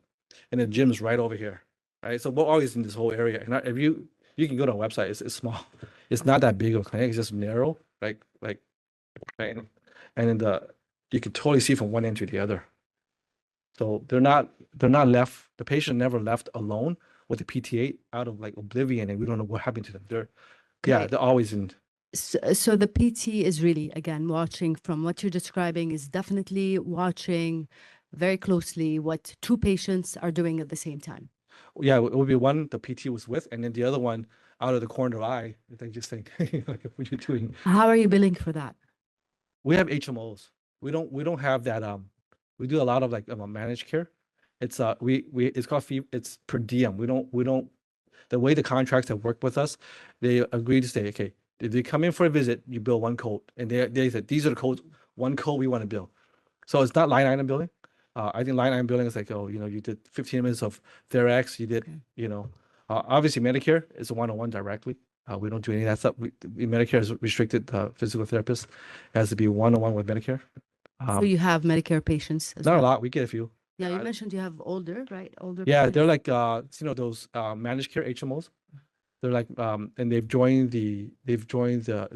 assigned their Medicare and their Medi-Cal portions usually to a medical group. They're really heavily advertised and marketed in our area. Some of the medical groups want them to join. So some of the contracts that we have, most of them, in fact, they've agreed to say, okay, if you come in for physical therapy, just bill us the Therax code. We don't want to know everything else. Just one Therax code for all the treatment you guys do. I guess it streamlines billing for them on their side too. So they don't have to say, okay, here's your contract rate, 00000 paid. It makes it easy for them. So it's one payment, one code for each Per diem. It says per diem rate. per diem Yeah. for each patient. The majority of ours, yeah. It says it's a per diem under contract. And I'm just curious, how much is it usually? So some of them are really bad. Some are 45. Our top one is 70. Everything else, the lowest one is our Medi-Cal ones, which is a big portion of ours. So $45 a visit. Okay. Yeah. Thank you. All right, are there any other questions from any other board members? All right, hearing none, I'll take closing arguments. Ms. Wolanski. Your Honor and board members, the burden is on petitioner to present clear and convincing evidence of rehabilitation. Petitioner has complied with his probation terms and conditions. However, mere compliance with probationary terms is not sufficient evidence of rehabilitation. This case has an extensive procedural history, and the evidence in this case has been considered several times. An ALJ heard evidence and submitted a proposed decision in 2020. The board then declined to adopt that decision and issued its decision after rejection in 2021, which ordered placing respondent on 5 years of probation. Respondent or petitioner then filed a petition for a writ for administrative mandamus review with the Superior Court. The Superior Court partly granted that writ and remanded the case back to the board to reconsider the appropriate level of discipline. And following the Superior Court's decision, in September of 2022, the board reevaluated the evidence and determined that petitioner had failed to, 1, maintain adequate and accurate records, 2, respondent failed to document records as required by regulation, and 3, and critically, respondent failed to adequately supervise physical therapy aides. Specifically, the board found cause for discipline for the 3rd, 5th, and 8th causes for discipline. And accordingly, the board determined that the appropriate level of discipline and monitoring was 4 years of probation. The board imposed substantive terms and conditions to protect the public. Critically, respondent's probation requires that he has a practice monitor who writes reports about his progress. Respondent is also prohibited from supervising physical therapy license applicants and physical therapy assistant license applicants. Respondent's probation also prohibits him from supervising physical therapy aides, which played an important role in the underlying accusation. And as a safety mechanism, respondent must also notify all patients, all employees, and employers about his probation status.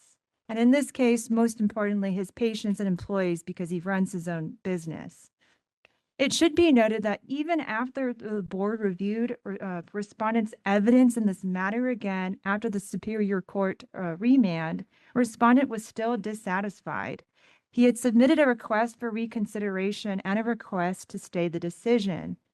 The board denied petitioner's request for reconsideration, but granted that stay, which delayed the effective date of respondent's probation starting from November 7, 2022 to December 2nd, 2022. The board has carefully reviewed the evidence in this case on multiple occasions and believed that 4 years was appropriate.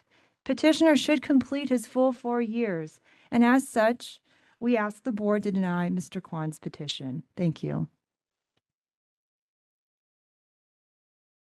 Mr. Kwan, your closing argument. Okay. Your Honor and members of the board, out of respect, just want to reiterate a couple of things. Initially, the first administrative law judge had rendered a decision. The decision was 2 years of probation. The board in this judgment decided that based on the evidence, 2 years was not warranted because there was an issue of the patient may have been injured. And that's the reason why it went back to the Superior Court, because in the case itself, the patient did not come to testify. And we were fully prepared to show that the injuries could have been from us, right, because of our bad electrodes. But to entertain the likelihood, there's also a possibility in our community, a lot of our patients do acupuncture and dry needling.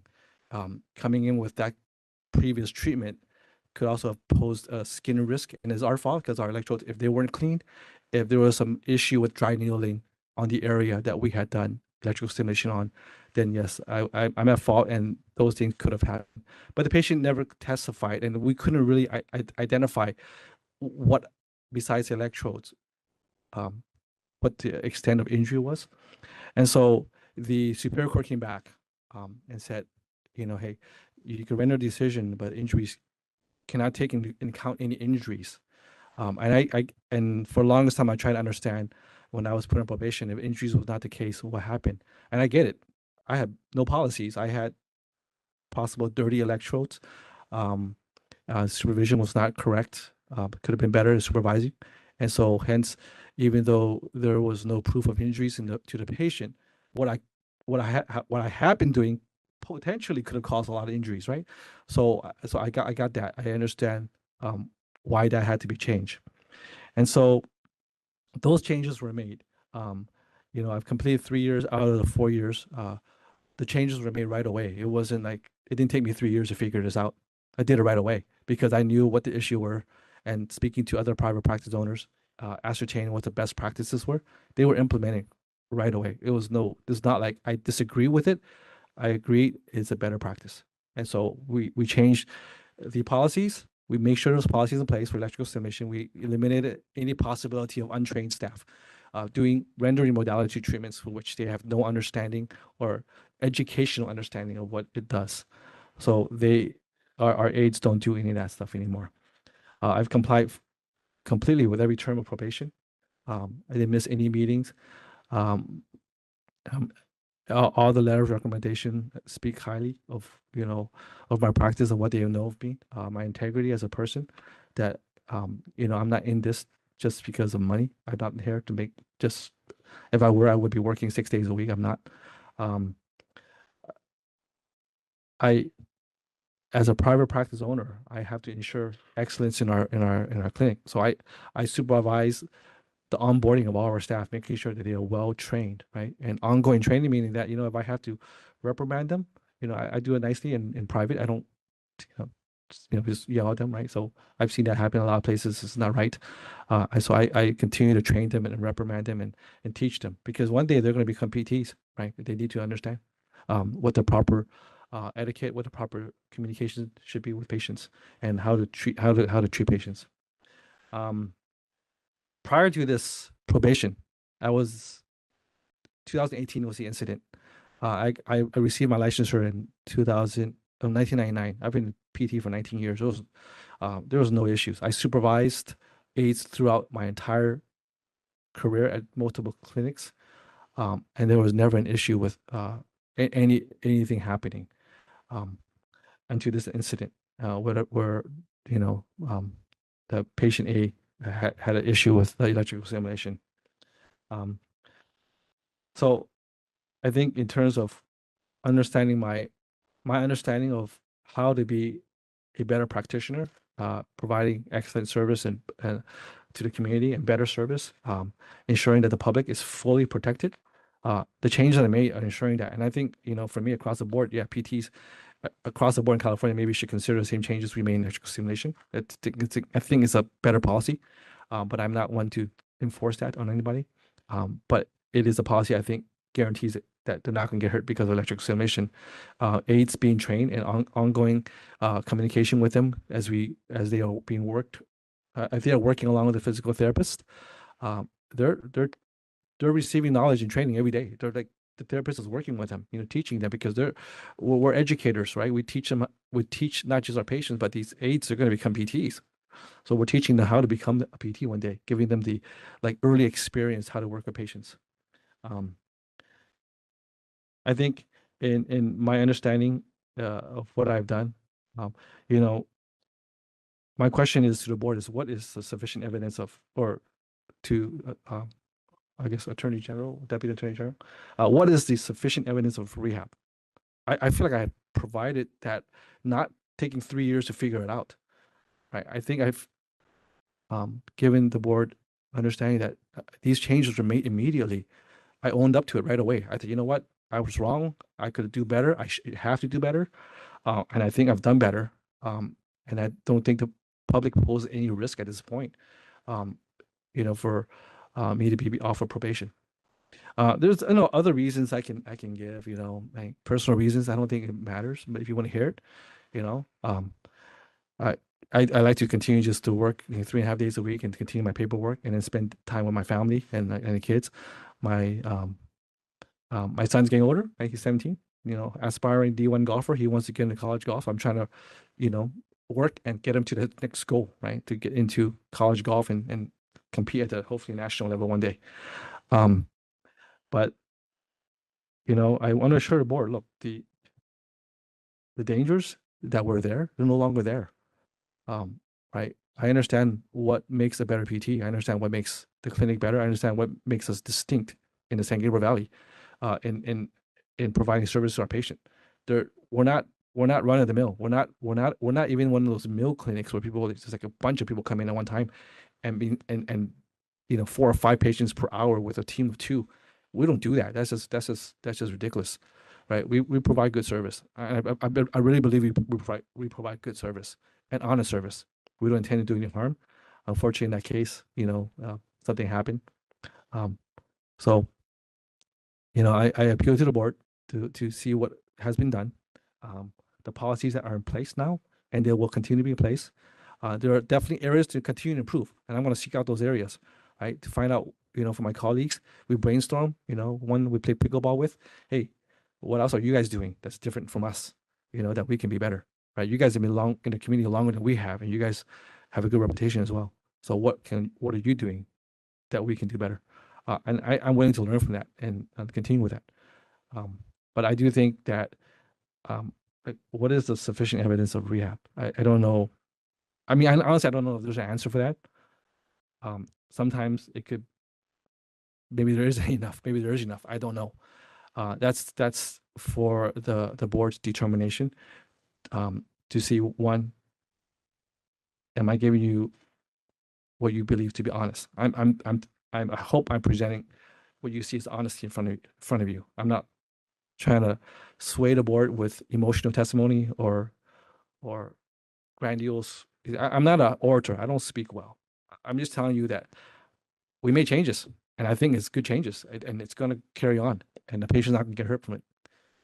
And I'm just, you know, asking that you would consider that, and you know, terminate the probation so I can go back and do the other things, the PTs that I want to do. I want to take on students. I want to teach. I want to, you know, and obviously I don't do full-time teaching because I want to only take 3 days a week because I'm not there 5 days a week.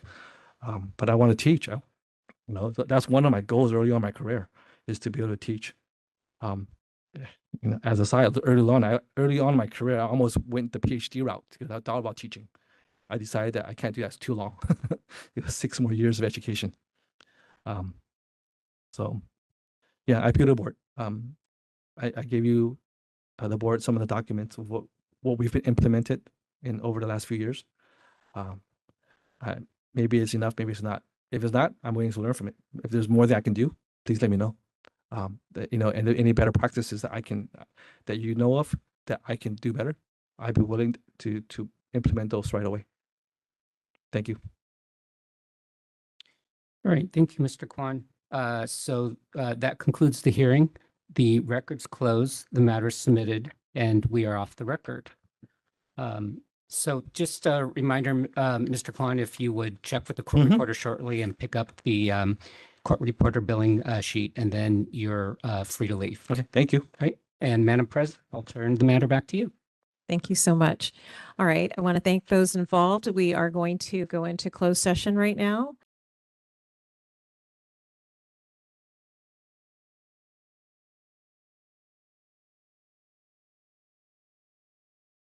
Welcome back.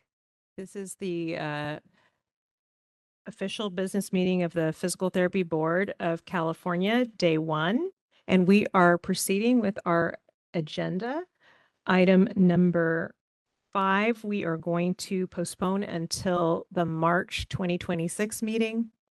And we're going to move on to number 6, which is the president's report. So in the materials, you'll see we had completed the adopted calendar for 2025 and 2026. We have the proposed dates for the meetings. Jason, is there any update from last board meeting? No, the calendar is proposed as you see in the materials. The only thing that I'd emphasize here, though, is just to take a really another look, make sure that there's no conflicts with your personal calendars or professional calendars. even though you may adopt this, it doesn't mean it's the end all be all. If we have to make adjustments, we always can, but we'd like to put out, as advanced notice to the public as possible. So take a look, see if it still works for you. If there are any kind of issues, please bring them to our attention. Okay, well, I do want to say thank you to our council for working with us, as I know you've had to adjust and coordinate between several boards in the Northern California area and in the Southern California area. So we really appreciate that for this last year and going into 2026. And I also want to thank those board members who made themselves available for not only the phone calls, but also the Zoom meetings for the committees. Those were above and beyond, and also the Sunset Report review that we just had in November. So thank you again. Can everyone take a moment to look at 2026, and then I will entertain a motion if there's an interest.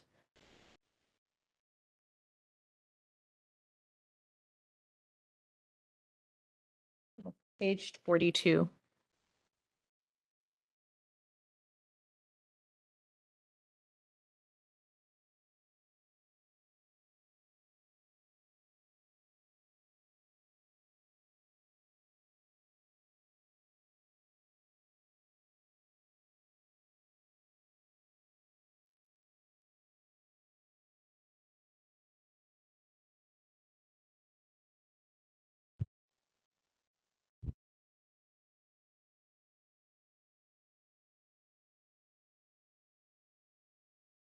Jason, one quick question about the potential for those committee members participating in Sunset Review.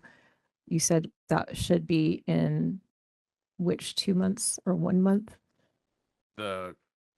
Normally, we're talking about probably mid-March Okay. for the hearing. So mid-March, ahead of the San Jose host meeting? Okay. Or maybe that same week? Same week or even the week after. Okay.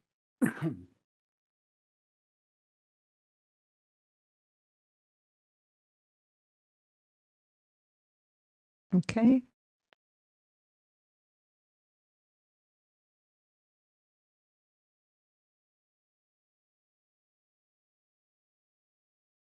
All right, I'm going to go ahead and make a motion to approve the 2026 proposed meeting calendar for the PT Board of California. I'll second. Is there any discussion, board members? Any public comment on the 2026 proposed meeting calendar?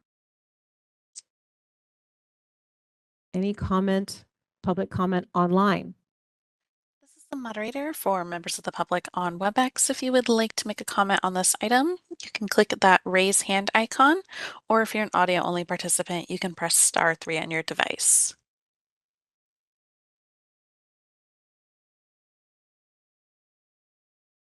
All right, and it appears there are no requests for public comment at this time. Okay, thank you. Can we take a vote?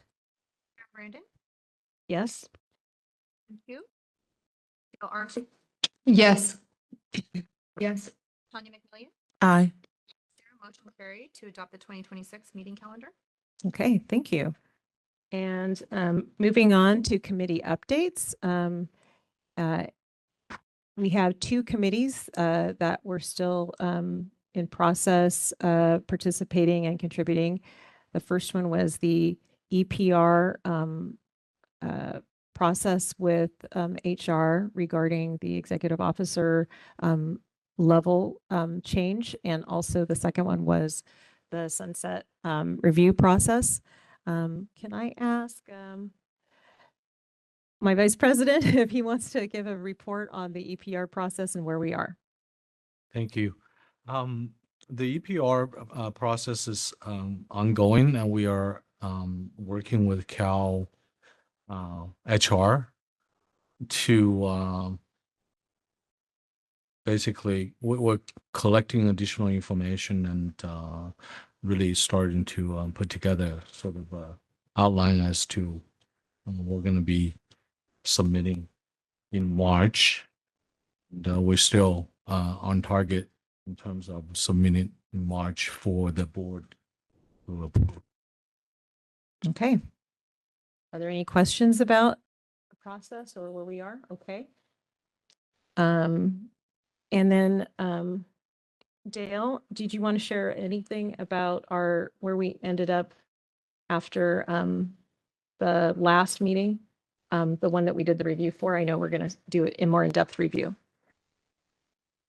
So I would just say that we had a very productive day of reviewing and revising the Sunset Report in November.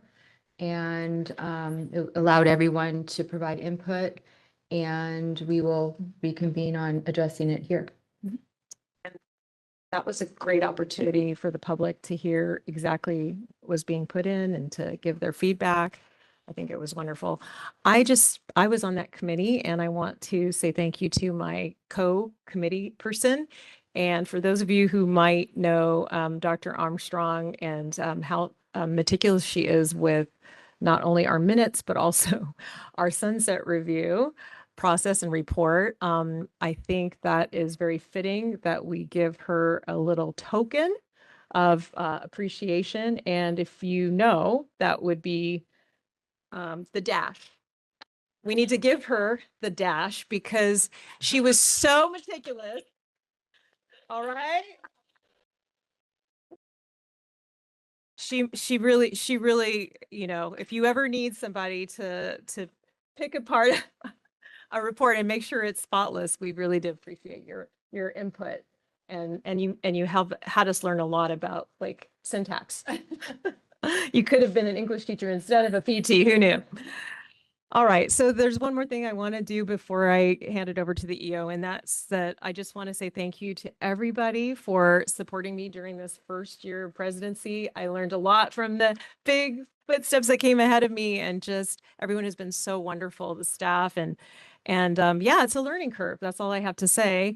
But I also got a great chance to go to some like really good educational programs, and I want to read something really quickly from the book that I got, Doing Good Better by Edgar Stotz. And it's this section where he talks about the balance of governance and management.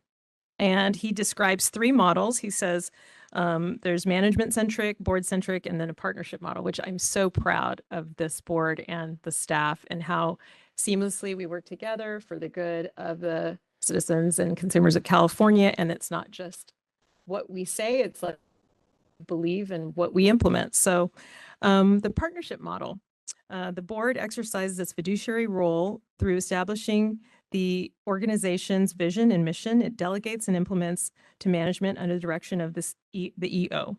And then management accepts its accountability to the board, and it assumes responsibility for program implementation and parameters established by the board. And I just, again, want to say that that wouldn't happen without amazing leadership and support from the board members for that leadership. And so on behalf of your president this year, I just really appreciate all of your work, even when things are getting done behind the scenes. So thank you again.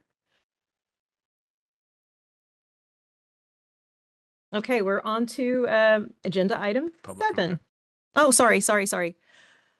Is there any public comment on agenda item number 6? Okay, not hearing any here. Is there any public comment online? This is the moderator for members of the public on WebEx. If you would like to make a comment on this item, please click the raise hand icon, or if you're an audio only participant, you can raise your hand by pressing *3 on your device.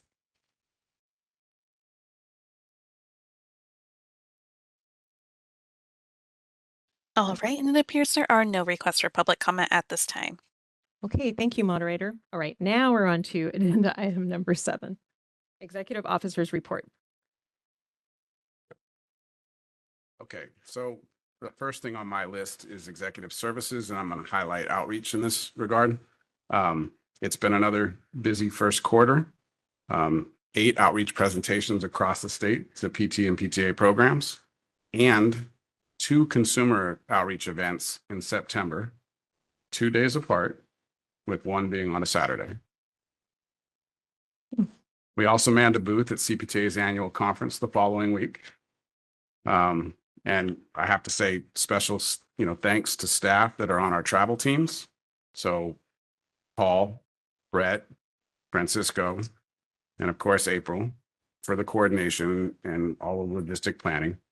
I'd also be remiss if I didn't mention how successful our student Q&A was at our September board meeting at Loma Linda University. So thank you, President Brandon, for being such a gracious host and breaking records for student attendance. I'm looking forward to our student Q&A tomorrow with the Institute of Technology, who's traveling all the way here from Modesto. And again, I might have mentioned it at our last meeting, but our September meeting was a 5-day stretch. The CPTA annual meeting, our expert consultant training, and then our quarterly board meeting. So again, thank you to all the staff who helped run that marathon.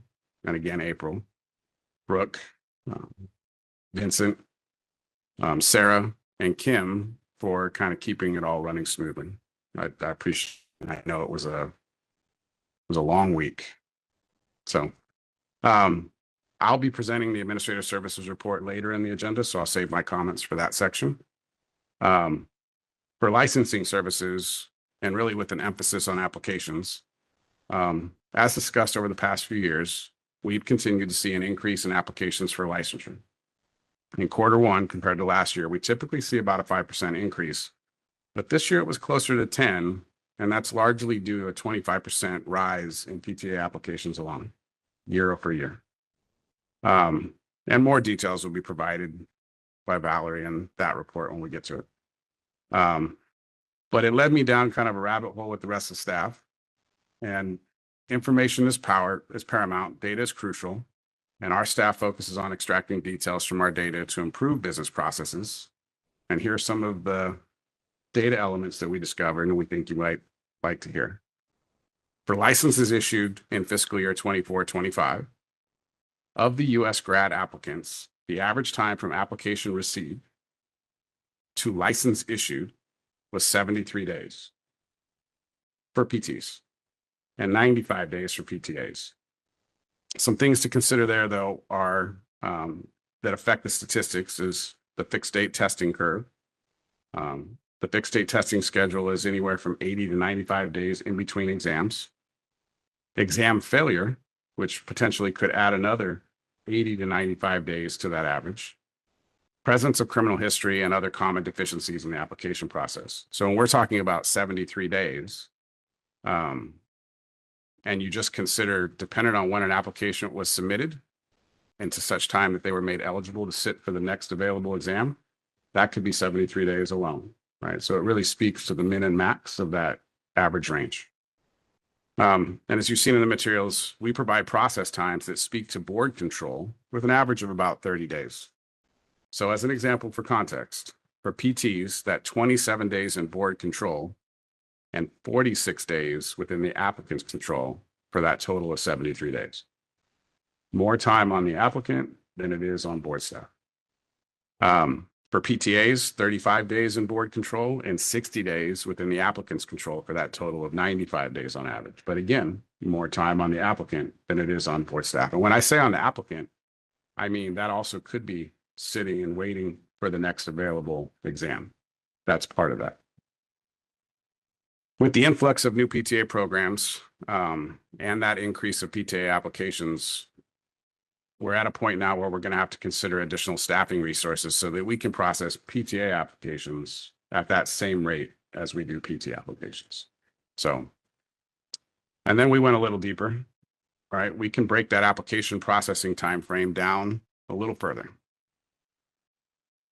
29% were issued within 30 days. An additional 39% were issued within 60 days, meaning that 70% of all the applications received and license issued for that period of time was done within 60 days. 12% were issued within 90 days, 8% were issued within 120 days, and 12 were issued over 120 days. Now, that 12% over 120 days, some of the things that could skew that statistic are what we just talked about. Not passing the exam for the first time, or maybe not even sitting for the first available exam, could stretch that average out.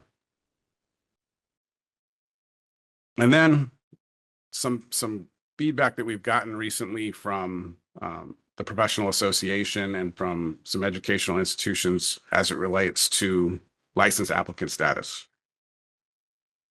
Something that we found interesting was for 24-25 licenses issued, 25% of PT applicants received PTLA status, and 30% or 35% of PTA applicants received PTALA. So 1 out of 4 actually received PTLA. And we'll delve into that a little bit too. Even more interesting is the average number of days from license applicant status granted to license issued. So for PTs, it was 67 days. So they're utilizing, well, we're assuming that they're utilizing PTLA status for around an average of 2 months before their license is issued. And when I say assuming, not everyone that we grant applicant status to even realizes they have it or is taking advantage of it with an employer or a future employer. And for PTAs, it was 59 days on average.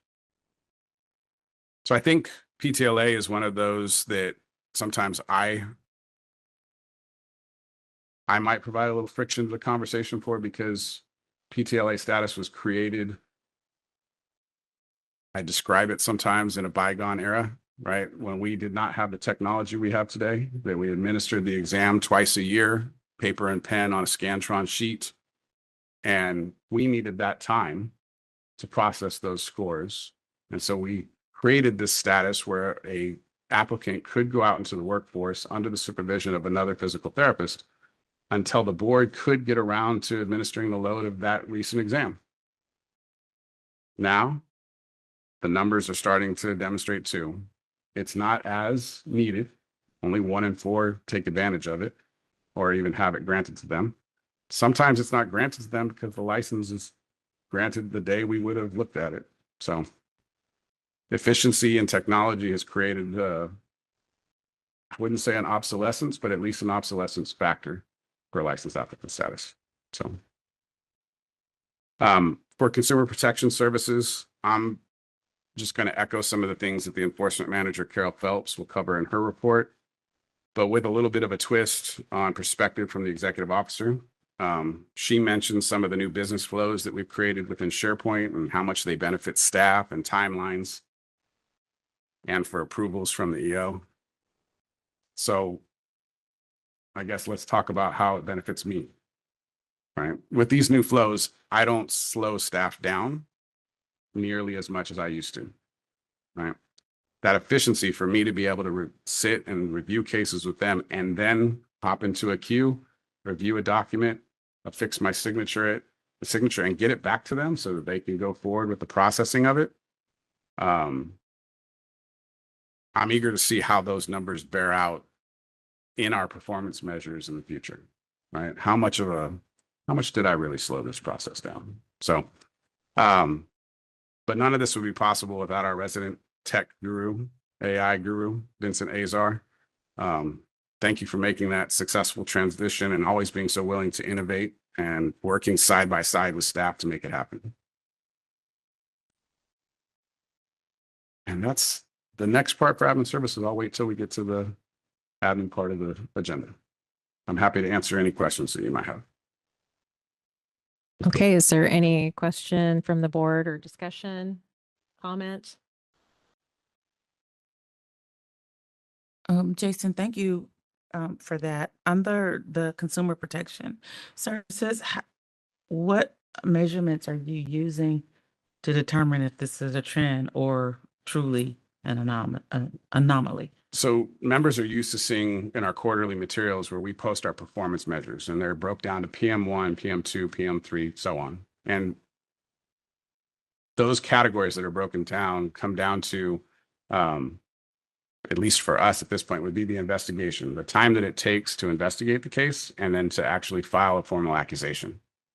I can, based on volume or cases that come through, in my estimate, anecdotally, I could add up to a week to that timeline just by reviewing those cases for EO approval, signing them, and getting them back to staff for processing, right? And now in this kind of new automated flow, I can literally do it from almost anywhere, right? I could be on my laptop or my iPad. I can bring it up. They can send it to me. In fact, I gave Carol a hard time earlier today because yesterday, while we were preparing for this meeting, her staff submitted 2 citations for me to review, right? And I was like, really? Before a board meeting? But guess what?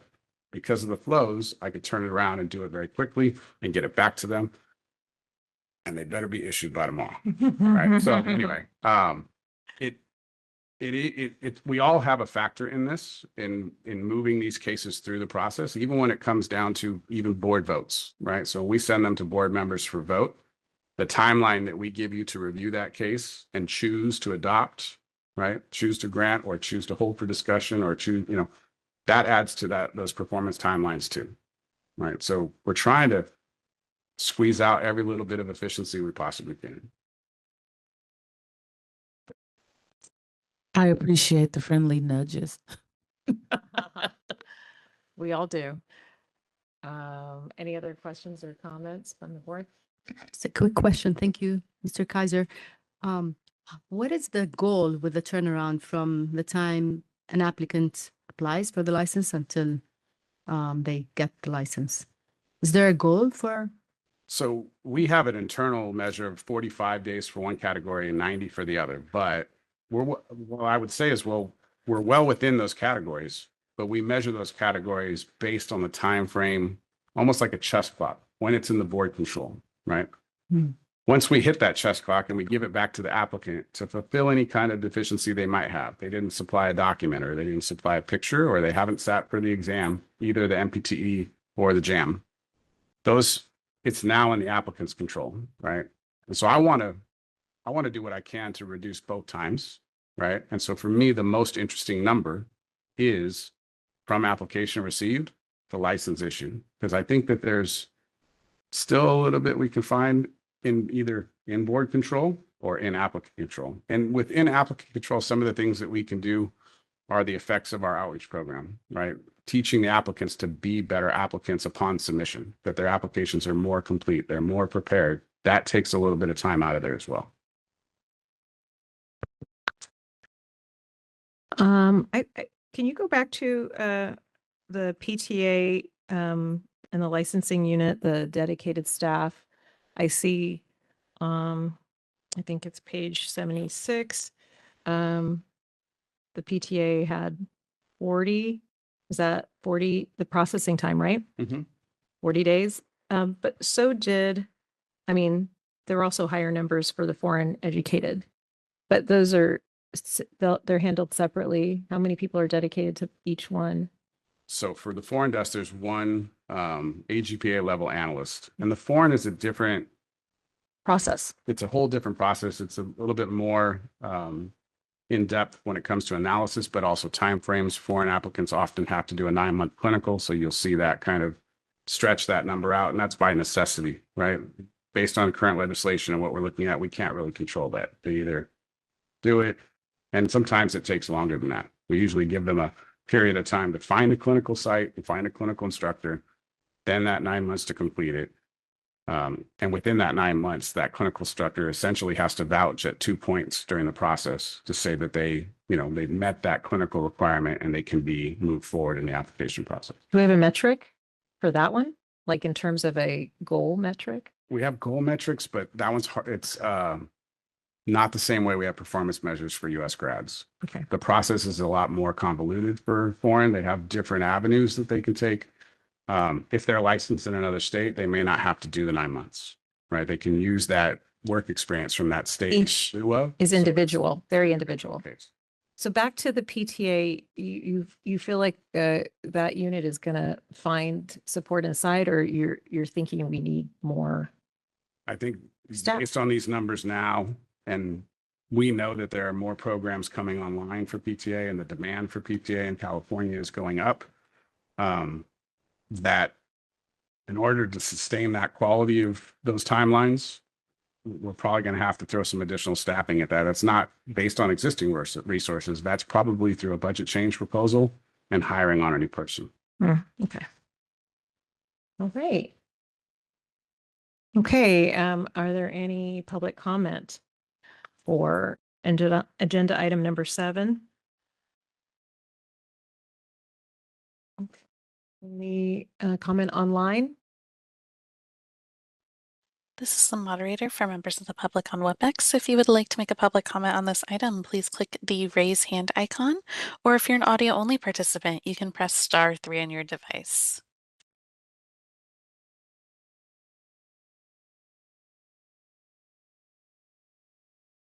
All right, and it appears there are no requests for public comment on WebEx at this time. Okay, thank you. All right, we're going to then move on to agenda item number 8. And let you take that away, Jason. So we are going to pick up where we left off in sunset review. We have some new additional language for the board to look at from, subsequent to the November 19th meeting. I'm just going to give a few seconds. Sarah's going to bring it up in the WebEx. We'll be able to follow along on the screen. You'll be able to follow along on your drafts also. We've made the edits that were required and requested at the November 19th meeting, but we do have some additional content to get through.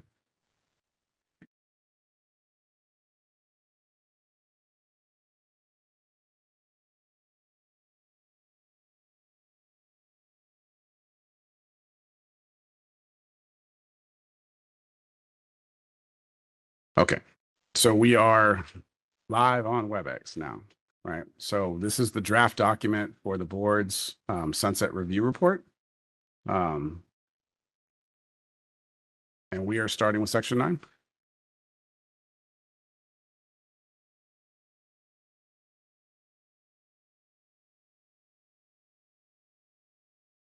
So I want to make sure that we're seeing what you see on your screen.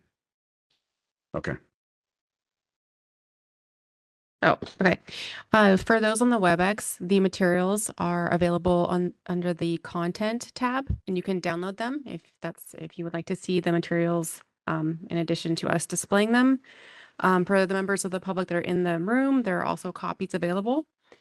So for this agenda item, it's to discuss issues. So I started with section number 9, but if the board would like to start with a different section, just let me know. I think you can continue. Thank you. Okay. So these are prior sunset issues and their current status. I don't know if you want to discuss them or if you just are doing feedback for review, let me know.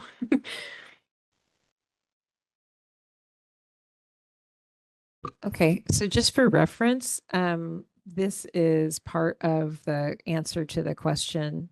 Can you kind of help give context? The question is, what are the previous, yeah.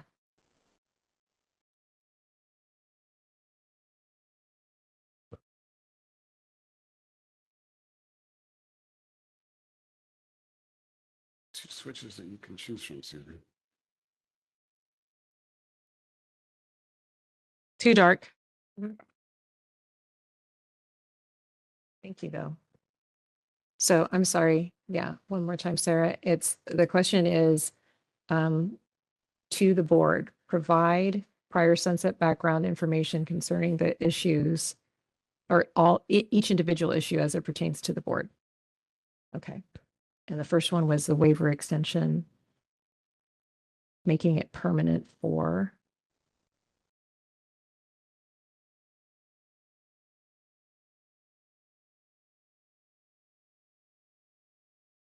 being able to get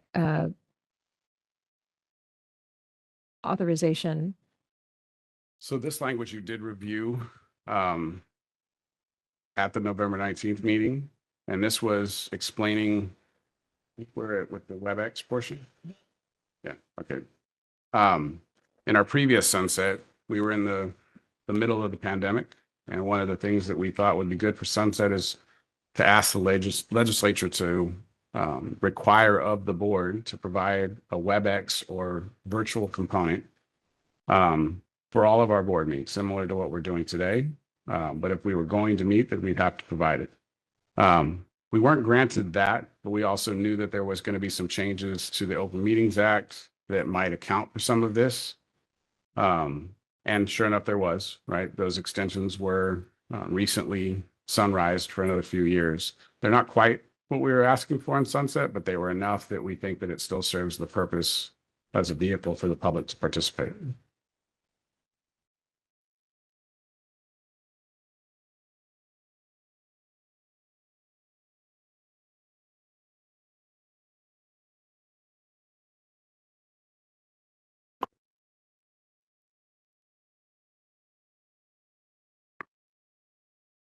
Can she scroll down then to the WebEx requirement section? Everyone okay? Yeah. Because the other one was for the authorization being Okay. not in person. I'll summarize that one now. Okay. I took them out of sequence. That's okay.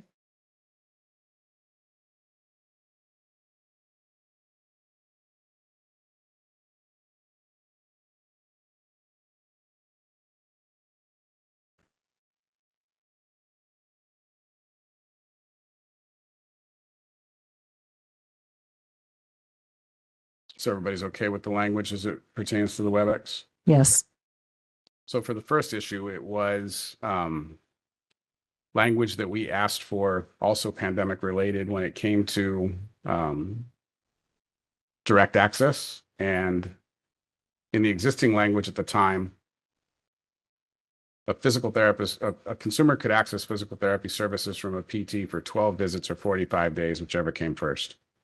But in the statute, it was required that for them to continue past that point, they would need a sign off on the plan of care by a physician or surgeon or other diagnostician that required an in-person meeting. Well, we knew, given the pandemic, that that was a very difficult thing to attain. And there were some exemptions that were in place at the time for telemedicine that allowed for those extensions to happen. And just anecdotally, looking at our data, we didn't see any issues with that maybe continuing as a permanent option in statute. So through Sunset, we required or asked the legislature to change the language to allow for that extension of plan of care to be done via telemeans. They did as a result of that sunset, and it's been successful. We haven't had any issues that have kind of popped up from it. Other than we can see kind of from a distance that it does seem to provide a little bit more convenience for our consumers in being able to access direct access and allowing for physical therapists to utilize that vehicle too.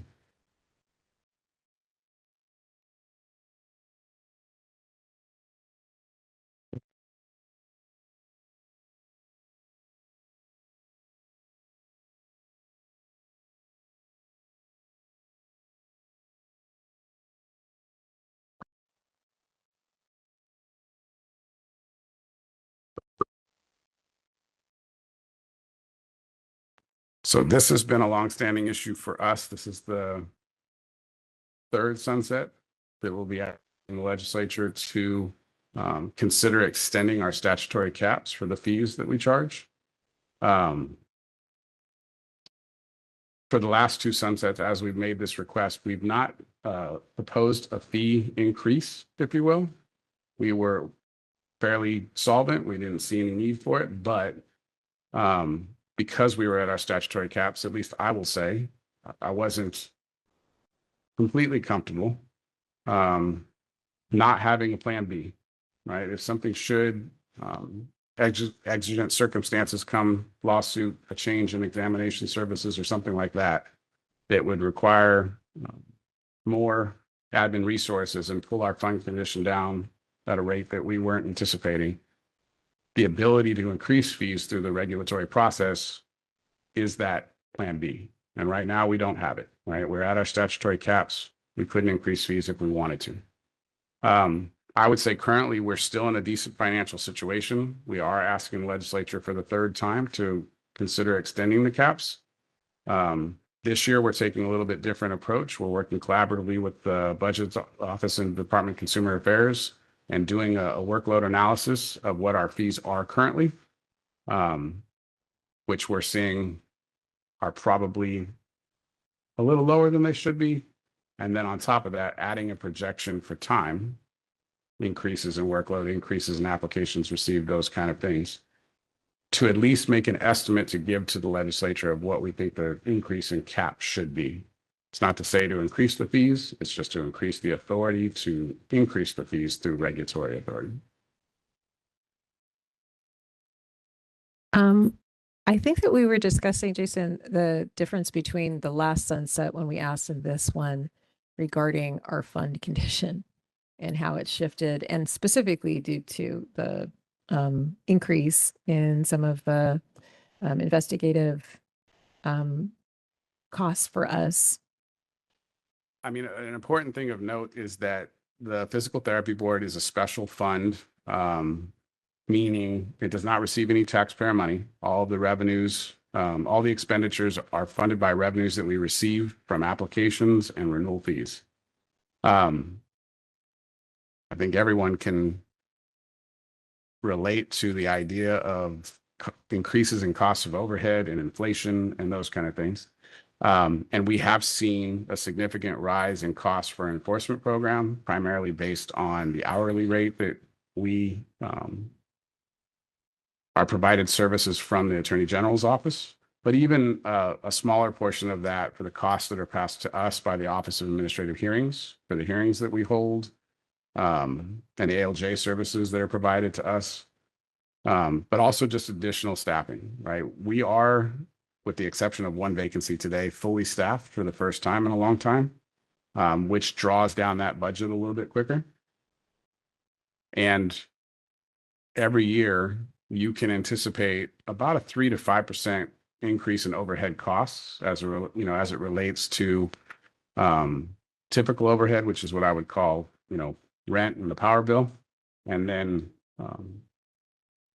our human resources also in increases in retirement and health benefits and those kind of things. So I'm still very comfortable with our fund condition.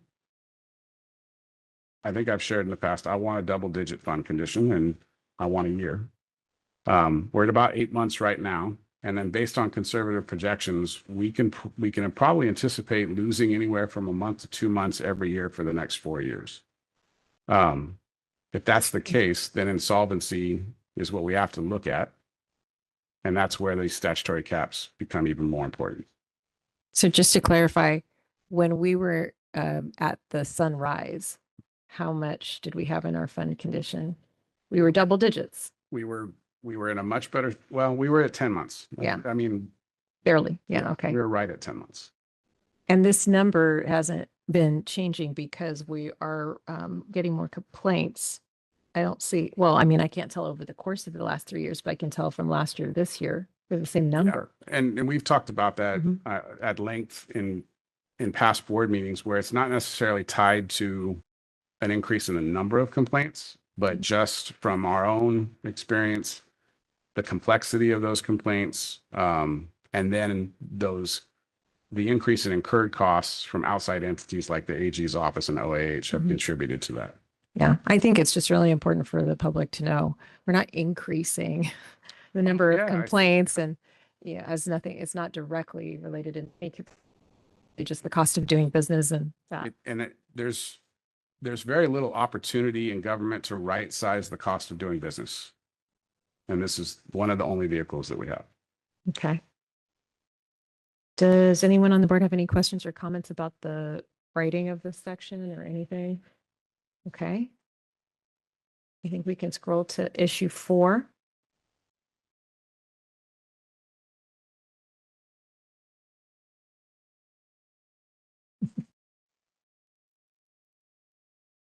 So this was an issue that we addressed in a previous sunset in 2021.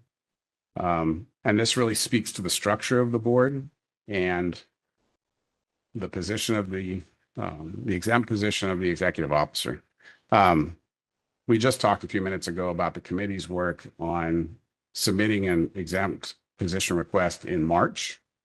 And here it really is looking at the size and structure of the board, not necessarily the person holding that seat or their performance. It is essentially what is the ceiling of the PT board. In that 2021, it was more of an emergent situation. And I will just say from a selfish perspective, the ability to have an assistant executive officer is a gift to us all, but most importantly me. So, but because of the position that the executive officer was sitting in at the time, there was no place to put a intermediate in between myself and the managers. There has been some movement in the EPR, and it was adjusted high enough just to allow for an AEO to be kind of squeezed in between, which was a blessing. But we still think that there's an imbalance in the leadership itself for the role and the ceiling. To predict that there may be some staffing additions that we're going to have to be pursuing in the near future, and this is definitely a consideration for that.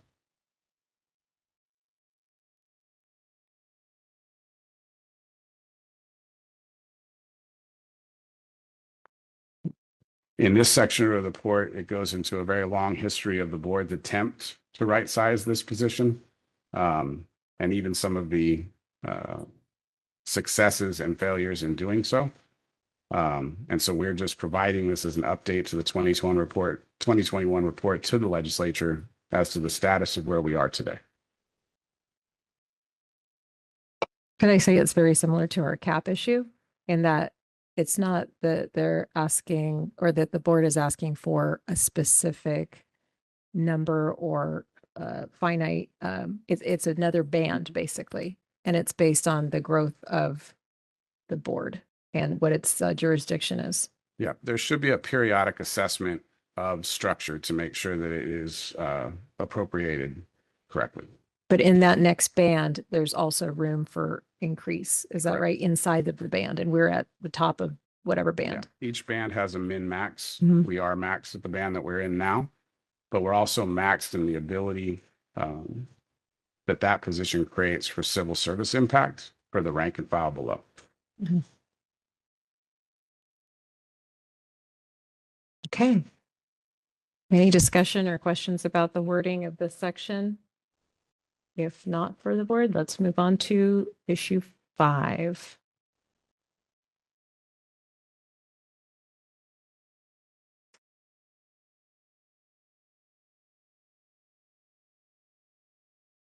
In our 2021 sunset, based on one of the recommendations that was provided to us by BMP staff in our briefing paper, was the topic of animal physical therapy. And so we've included it here with kind of a history, but also an update on some more recent events.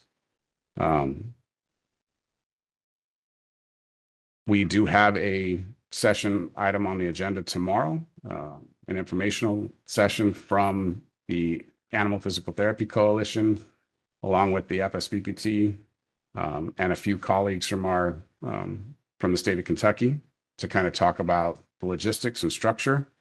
But here it's just essentially our address back to the recommendation that was made by the BMP in 2021.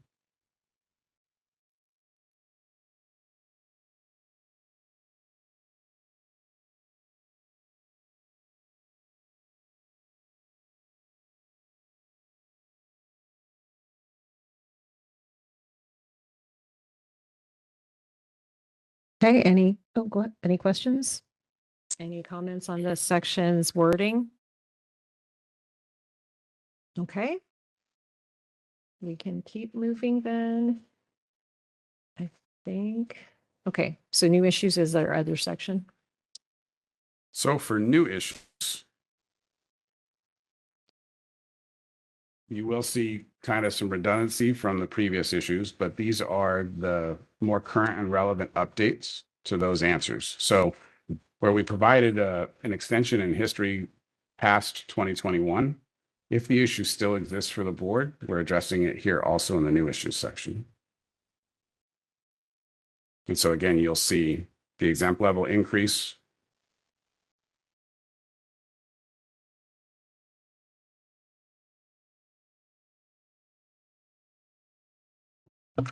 I have a comment. It's kind of nitpicky, but on line 20, it says multiple prior exempt level studies. I don't know, multiple sounds like a few. to me, and I feel like it should say numerous or even a plethora. But We could certainly replace multiple with the actual number of attempts, perfect. if that was fine. Okay.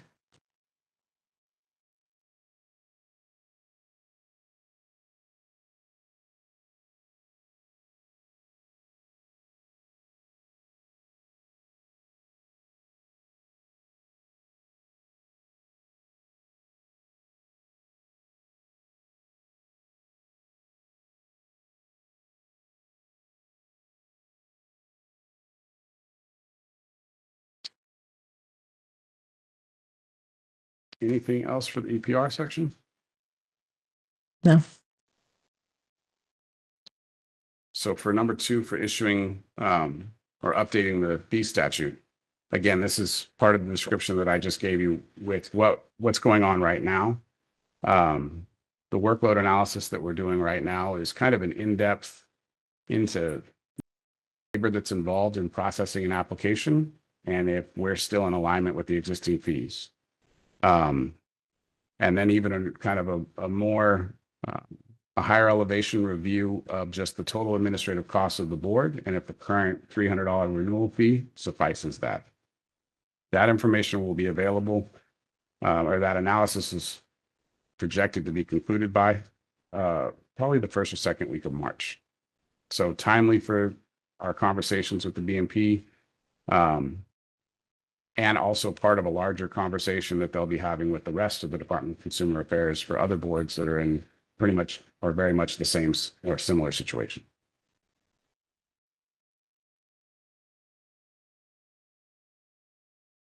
Okay.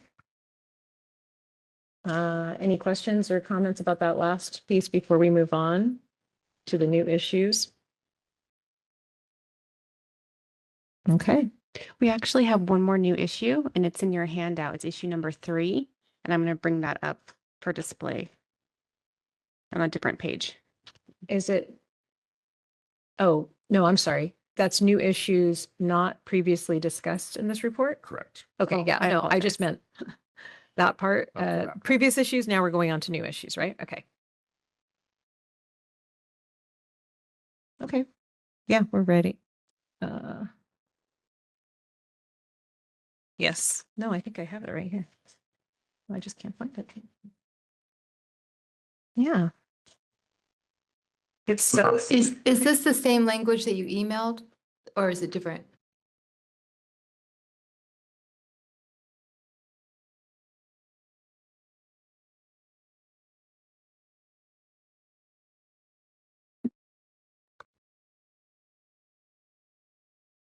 Language out to you a little bit earlier. But again, this is kind of a work in project and in progress, and just thinking it through. We've had this discussion in the past, you know, both with the committee and with the board as its whole. We got this idea from something that we saw in a sunset report for the medical board and for the osteopathic medical board in a recent session. But it made us really look at kind of the expectation of the application process and what an applicant newly coming into the profession could be denied for, and the petition process for reinstatement of a license. And some of the just kind of inconsistencies that occurred there and that may create kind of an unnecessary resource draw on the board. And one of the examples would be the board has in its authority to deny and must deny an application for licensure as a physical therapist or a physical therapist assistant if the applicant is a registrant on the Megan's Law website for sexual misconduct or sexual assault, with a few exceptions. Meaning that board staff are prohibited from moving forward in the application process because essentially the applicant is disqualified, right? They are, I think we can all agree, a potential concern to consumers. And so that application is deemed denied and incapable of being issued as long as that person remains on that registration list. It's not often that we exercise that authority, I'm happy to say, but I'm also happy to say that we can when we've had to. Now, for petition for reinstatement, however, if one of our licensees has had their license revoked for a sexual misconduct issue, or because they have had or are required to be a sex registrant, they may have their license revoked, but after 3 years, they're entitled to petition for reinstatement of their licensure. And they can submit that petition. And because of the way as the law is written today, we have to process the administration of that petition, meaning a background check, scheduling a hearing before you all for that petition, even though, and I think council has brought this up, at least in November, the board would be, forced to deny that license because of existing laws that say you'd have to revoke a license for somebody that was a sex registrant.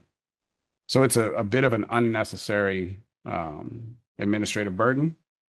And so what we're asking the legislature to do is empower us through an addition of language that essentially says when we receive a petition and they have, based on that criteria that Sarah has on the screen right now, deny that petition if they are, one, still a sex registrant, or two, have been found guilty of a sex crime in another state that would require registrant here in California. And I think it's just it's congruent with the idea that we do this for applicants, right, coming newly into the profession, that we would also do this for licensees that have issues like this.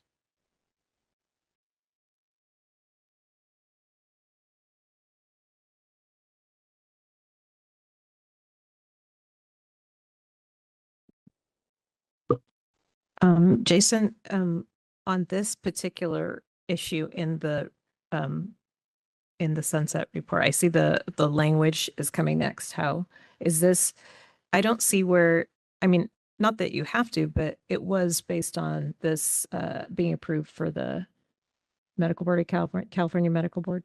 The idea stemmed from that. The California Medical Board's statute read that a board shall not reinstate when.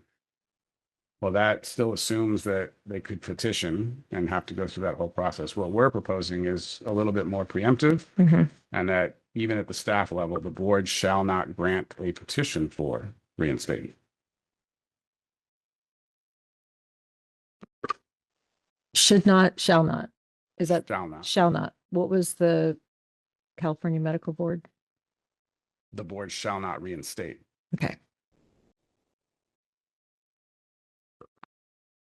And I think that, and I'll kind of touch bases with Michael, that's kind of the inconsistency in the language where we're talking about you would, should that decision come to you as a board through a petition, you'd be forced to deny that petition anyway, based on the way your current laws are written, that a current licensee could not also be a sex registrant.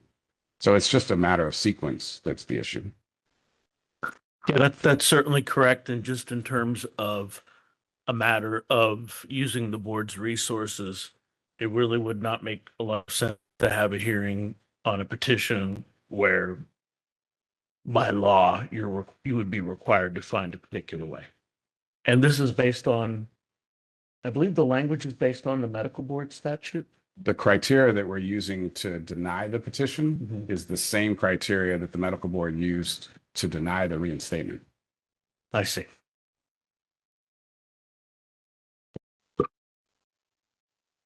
Okay, and I think Sarah's scrolling down through the actual recommended language. Yeah, and the main difference in the proposed language, and this is just language that we're making as a recommendation, really to get our point across to the legislature for one, but that this language exists in other aspects of regulation in healthcare with other boards. But just with that caveat that we're saying deny the petition, not just solely, requiring the board to deny the reinstatement. This really addresses more of that resource load for the petition hearing that would be unnecessary.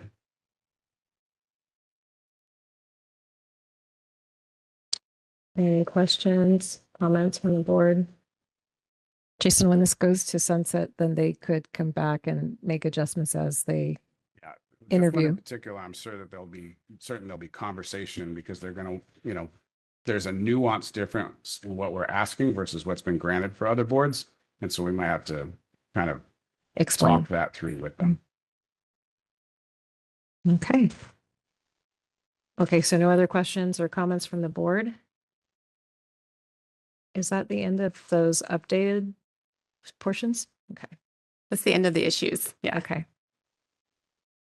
So if there are no more comments or discussion on the board side, is there any public comment on item 8 on the agenda? Oh, sorry, go ahead. Backing up. So are we also addressing questions like so for example, question 15, can I make a comment? May I? Yeah, absolutely. Okay, so it's described the board's staff efforts and total spent annually on staff development. In the other, when we're addressing other questions or they're asking for us to describe something, we don't have response.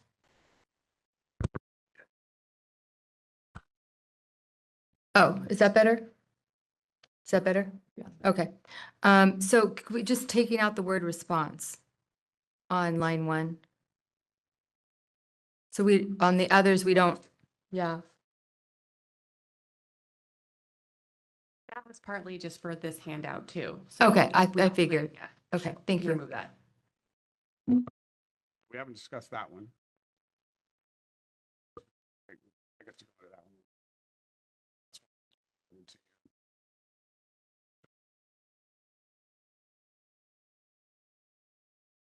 I hope you've had to address it and review it. One of the things that we wanted to kind of call out, and we try to a little bit, is when we list out the fiscal years for the training costs the monies that we've spent, you'll see during the pandemic, we spent no money on external training. I think the pandemic is probably a good reason to say why we didn't send anybody to an external training. There was no place to send them to. But in 22-23, we did have a jump from $0 to about $8,500. In that fiscal year, we sent all of the enforcement staff, almost all of the enforcement staff, at least that were there at the time, to CLEAR's MCIT training for investigators. And so we did it in an opportune way. They were here in Sacramento. It was an on-site training. I think that training is invaluable and well worth that investment. And then you see it kind of drop back down to what I would say are probably our norms. And some of those external training costs are anything above and beyond what's provided by the Department of Consumer Affairs Solid Team. And so we just wanted to call out that kind of that zero to dip spike, but also emphasize that training and development for staff is a priority for this board. And we continue to do so moving forward.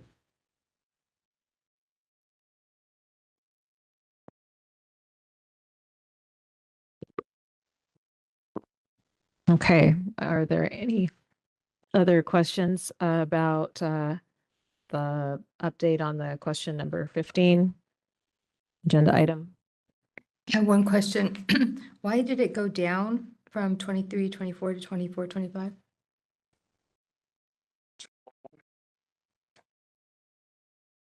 Okay, thank you. I do have a question, actually. Is this included in other training items on our line item budget? Is this like component of? This represents the isolated line item that says training. Almost Okay. all the training that its board staff receive are part of that pro rata line expense that we pay through the Department of Consumer Affairs. But when we consult outside of that, the example being the NCI training with CLEAR, we also did a couple other external trainings for leadership and for a couple other things. So that's where these numbers are represented.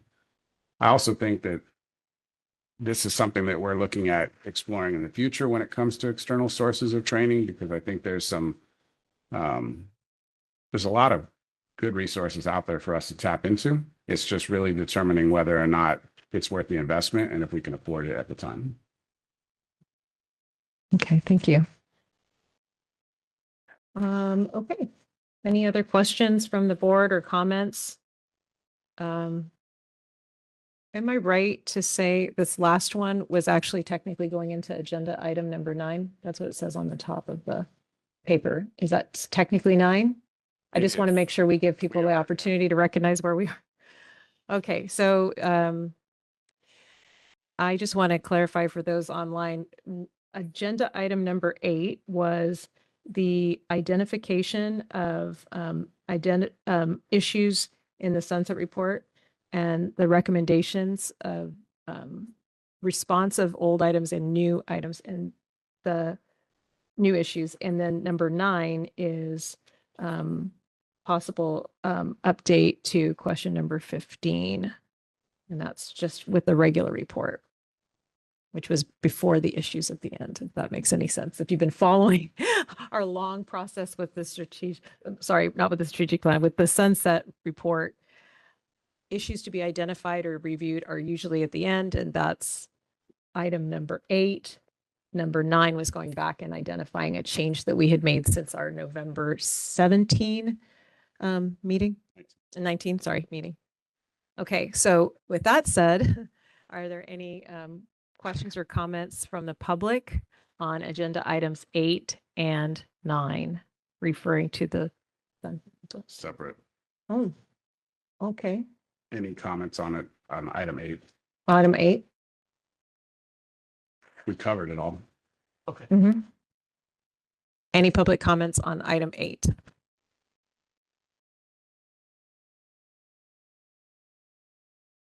Okay. Go ahead and online. Are there any public comments?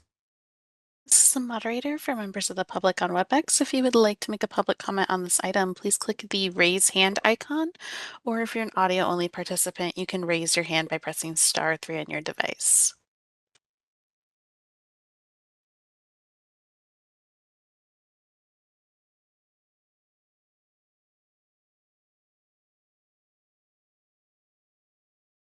All right, and it appears there are no requests on WebEx at this time. Okay, so then we can go on to agenda item number 9. And so at this point, we would like to know if there is a motion, right? Or is any discussion about this Sunset Review? Yeah, so there was additional materials that were provided to you after the November 19th meeting all the way up until yesterday. We've reviewed them now. We want to make sure that we've encompassed the board's thoughts, edits, anything that, you might want to correct. We've already discussed a little out of sequence some of those and corrected those. And so I'm eager to hear what the board has to say. Do you have any comments first? Okay. Any discussion at all? Not right now.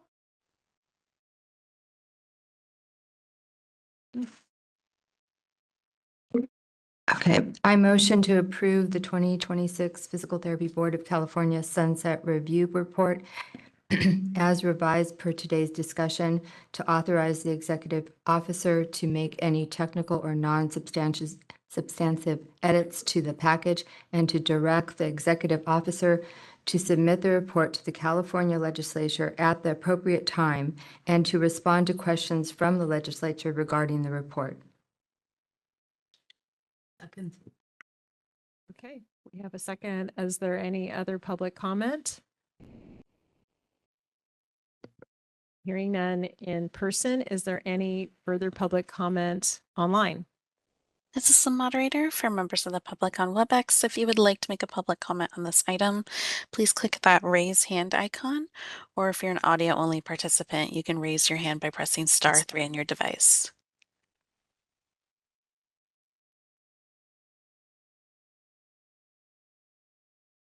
All right, and it appears there are no requests for public comment at this time.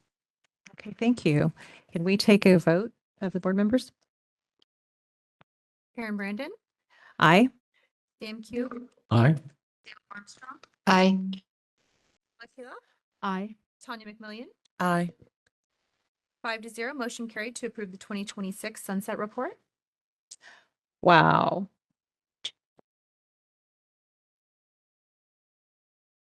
So, thank you. The heavy lift portion, or at least the first heavy lift at this point, is now done. Staff and I will go back and make those non-substantive changes and edits, beautify the report, prepare it for publication. I hope that I can still rely on the 2 members of the Sunset Committee to vet that process through before submission. And we will get it published and taken down to the Capitol. Great job. Amazing. So could I just take this moment to thank Jason, Vincent, and Sarah for all their work on the edits, because it's been really, really wonderful to have you help us. All right. Okay, I think we can proceed on to agenda item number 10, Executive Services Report from Ms. Arnston. Sorry. I'm adding a T for your name. Thank you. Good afternoon, members. So going into the legislation report, we have concluded the 2025 legislative year, marking the first half of the 2-year session. The legislature adjourned on September 12th, with October 12th as the deadline for the governor to act on bills. Laws from this session will take effect January 1st, and the legislature will reconvene on January 5th. So the overall legislative activity in California has remained pretty steady and consistent. In 2025, the governor signed 794 bills and vetoed 123, holding steady at about a 15% veto rate. This aligns with the trend we've seen over the past 4 years, where veto rates have generally ranged between 14 and 16%.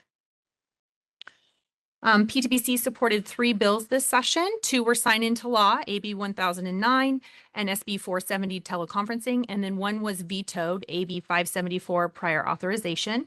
I'll go ahead and provide an update on each of these measures, which were outlined in the legislative summary.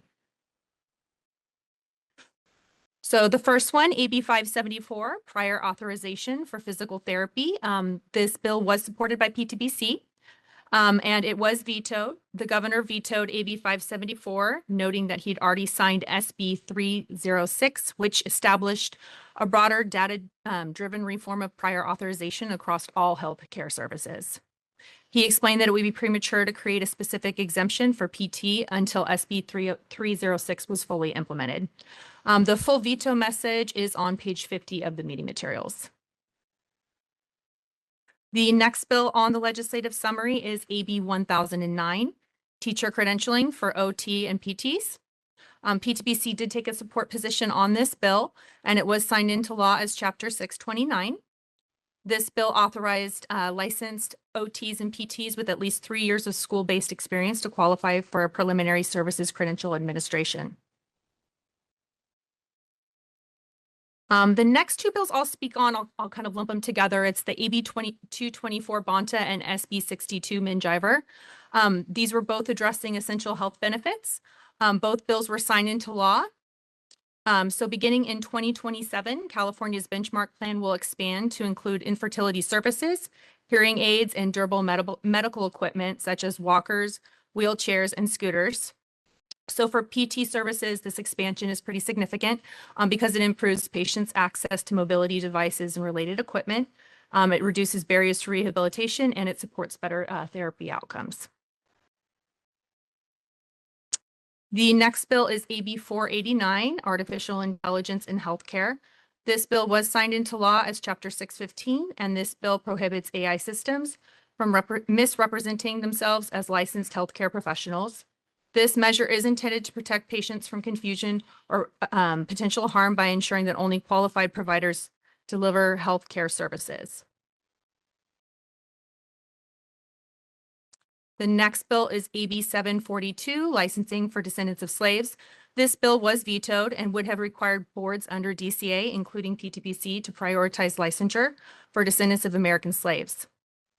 The governor expressed concerns about fairness in implementation and the potential resource impacts of creating new licensing pathway. His full veto message can be found on page 53 of the meeting materials. The next bill is SB 470, the Badgley-King teleconferencing bill. And this bill was supported by PTPC and was signed into law as Chapter 222. This measure extends teleconference authority for state boards and commissions until 2030. It provides continued flexibility for public meetings, improving access and participation. The next bill on the legislative summary is SB 518, Bureau for Descendants of American Slavery, and this was signed into law as Chapter 586.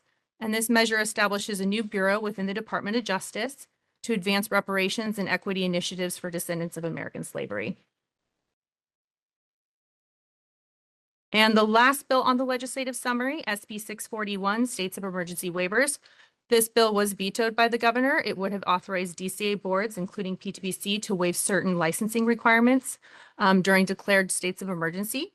In his veto message, the governor noted that the proposal was overly broad and not sufficiently tailored to specific emergency circumstances. His full remarks are included on page 54 of the meeting materials. Were there any additional questions I can answer on regarding the legislation report? I know that was a lot of bills to throw at you.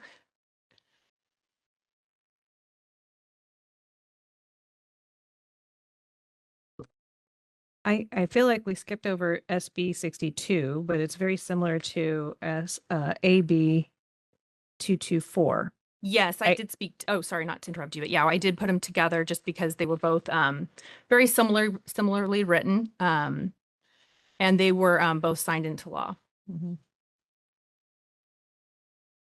Yeah, so they both look like they involve assistive devices, et cetera. Mm-hmm. But 62 includes infertility benefits as well. Correct. I think that's the only, like, I'm not sure exactly the detail, but I'll go back and look at it, but thank you.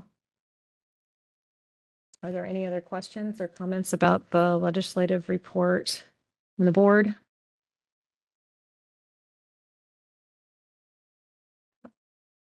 All right, any public comment? Okay, not seeing any in person, any public comment online? This is the moderator for members of the public on WebEx. If you would like to make a public comment on this item, please click that raise hand icon. Or if you're an audio only participant, you can raise your hand by pressing *3 on your device.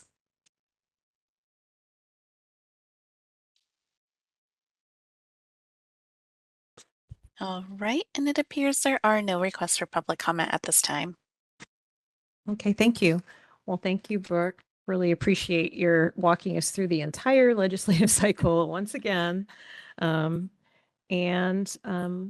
going to move on then in our executive services update to rulemaking report. You can share that. Of course. So moving on to the regulation report. So again, our primary regulatory efforts are our continuing competency regulation proposals, which will look at amending CCRs 1399.90, pretty much through 1399.99 to strengthen our compliance with our continuing competency requirements. So we are still in the initial phase of development. We're gathering workforce and program data to support the creation of 2 separate regulatory packages. The first package will be focused more on the continuing competency program requirements and the compliance standards. The second package will be establishing a per course fee structure for approval agencies. So we are working with continuing competency staff in the process of conducting a fee study with DCA to establish a per course fee for approval agencies, ensuring that the program is adequately supported. So we're going to continue refining workload analysis, and we anticipate hopefully presenting proposed language in 2026. And I'll kind of go over that during the rulemaking calendar as well to kind of go over specific timelines. Great. Kind of feel like we can go into that one and then we'll take public comment. Can you do C as well? Sure, I do. So going into agenda item 10C, the proposed rulemaking calendar for 2026.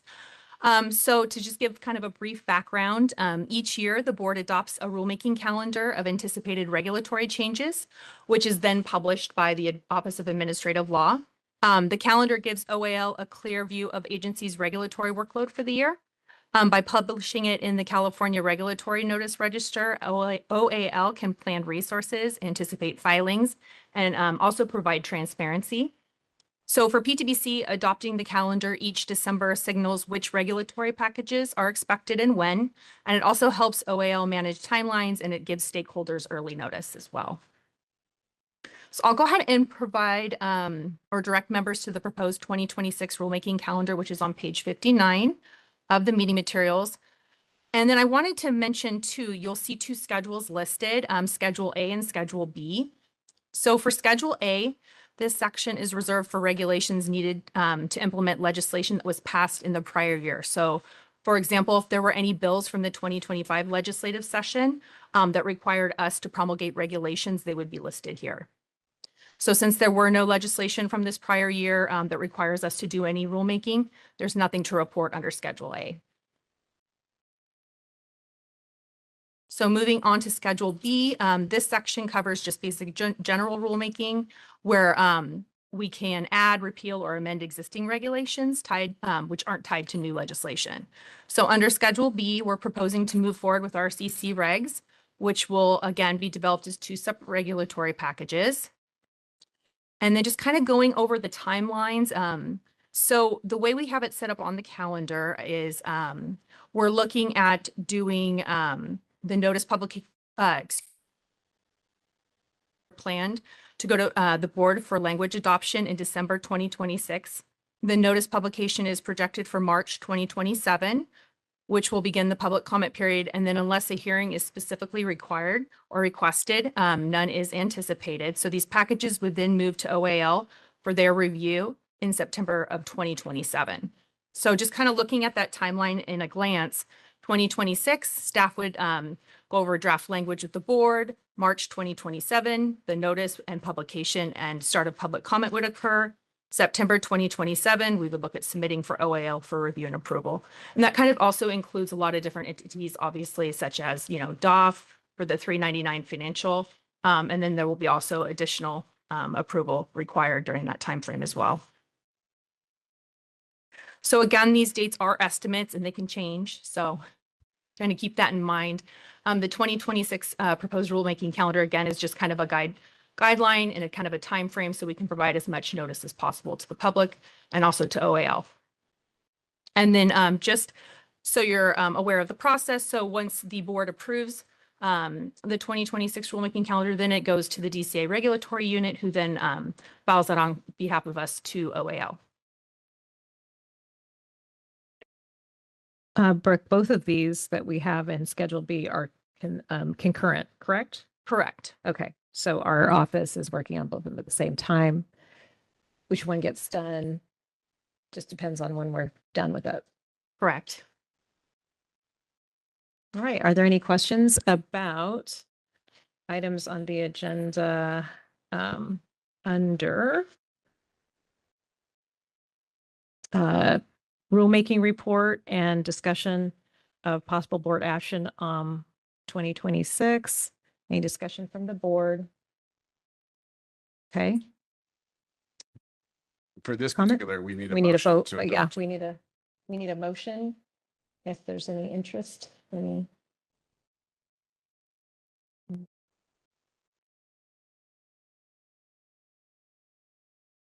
I know, not you. I'm just giving people up. Go ahead. I motion to adopt the 2026 rulemaking calendar. I second it. Any public comment? Thank you. It's okay. Okay, not seeing any public comment online. This is the moderator for members of the public on WebEx. If you would like to make a public comment on this item, please click the raise hand icon, or if you're an audio only participant, you can raise your hand by pressing *3 on your device.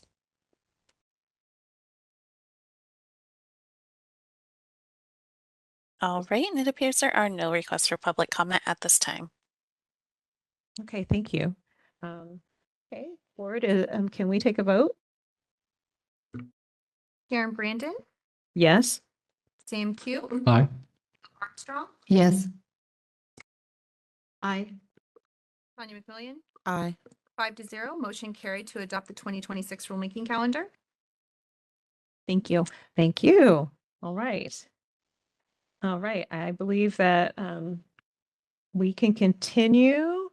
Maybe Oh, you want a break now? Okay, I was gonna say, I was looking around, but all right. So we're going to take a short recess, bathroom break. Be back at 2:57, be back at 3:10. That's good. All right. Thank you.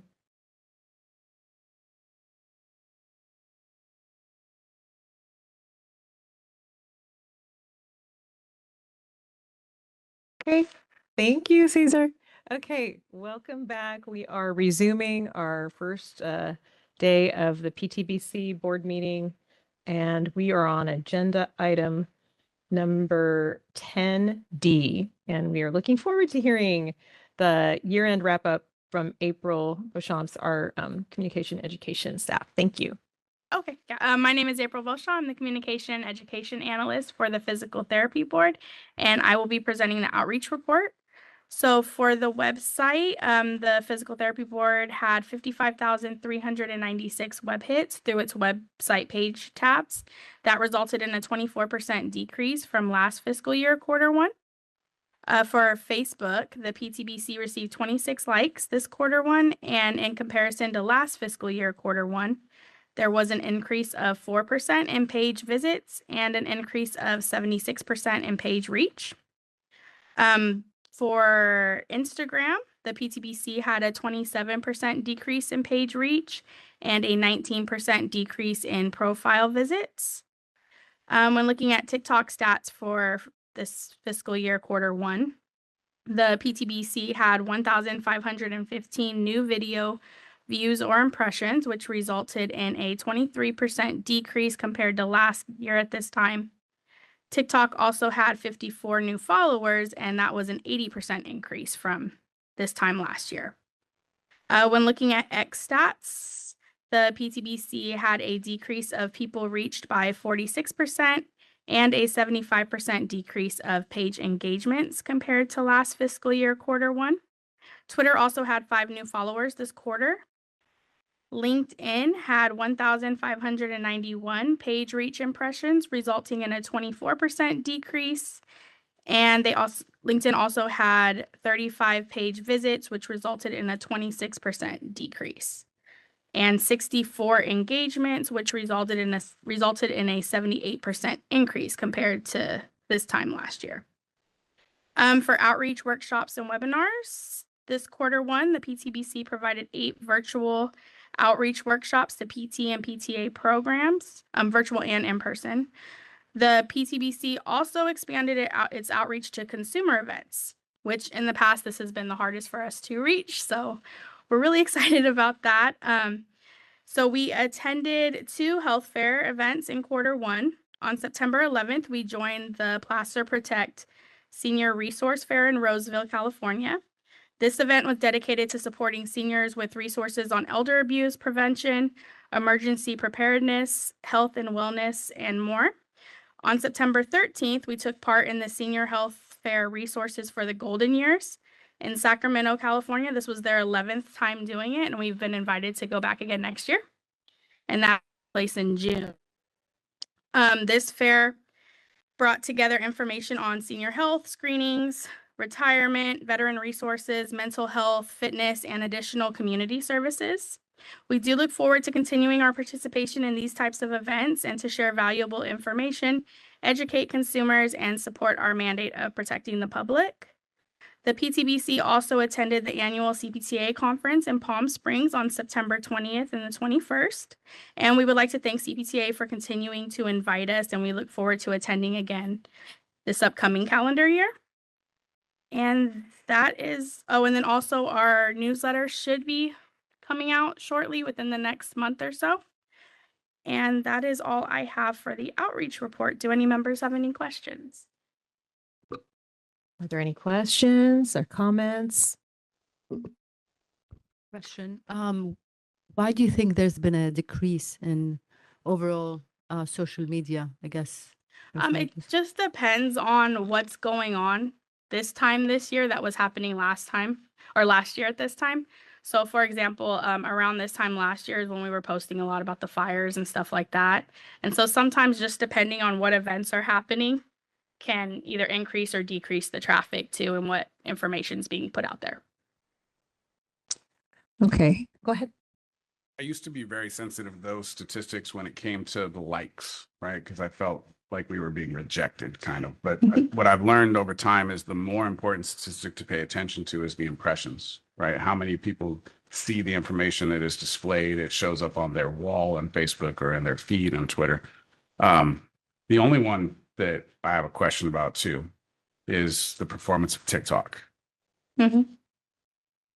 Same thing.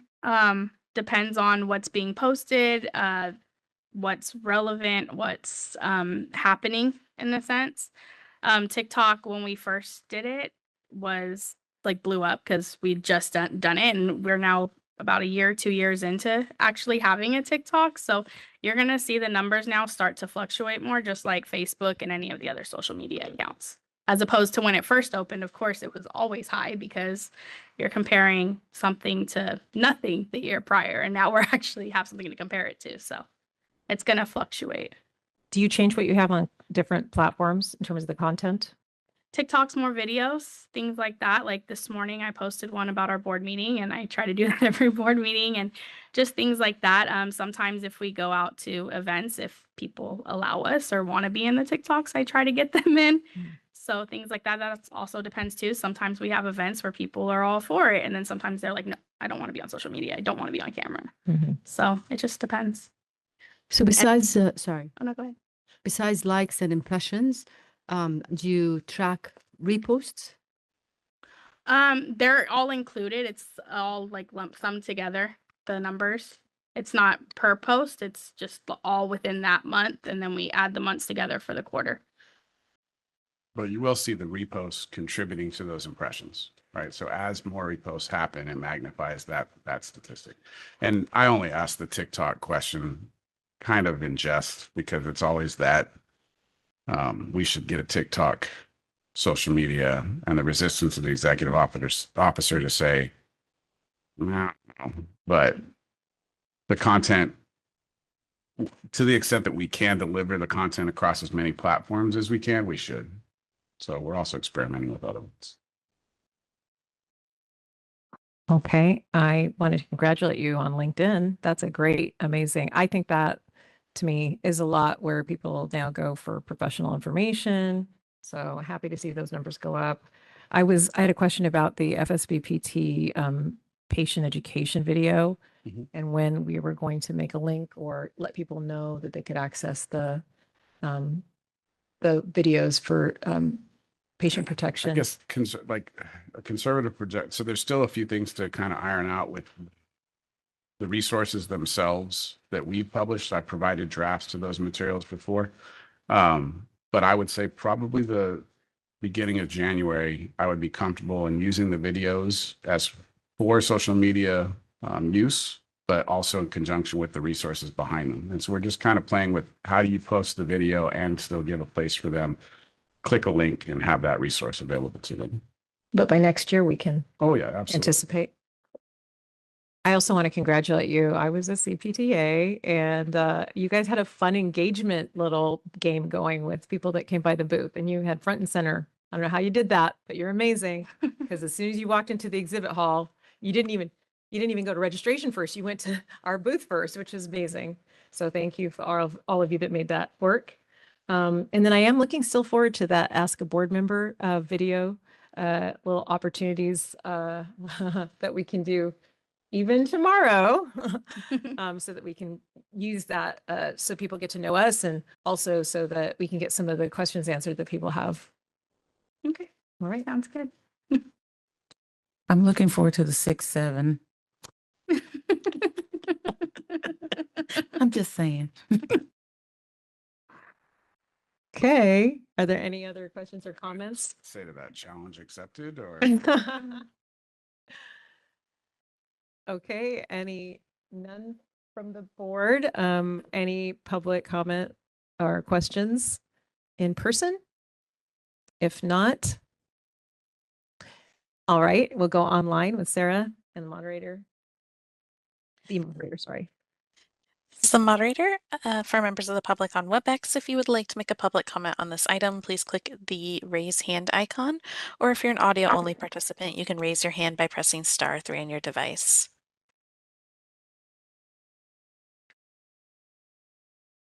All right, and it appears there are no requests for public comment at this time. Okay, thank you so much. All right, we're going to be moving on to number 11, which doesn't look like Liz, but our EO is going to take care of that. Both on behalf of Anastasia Stokes and Liz Constancio, who prepared these materials. Members are very familiar with those materials. If you have any questions for that, I'm happy to answer. I do have some kind of highlights that I'd like to point out. So,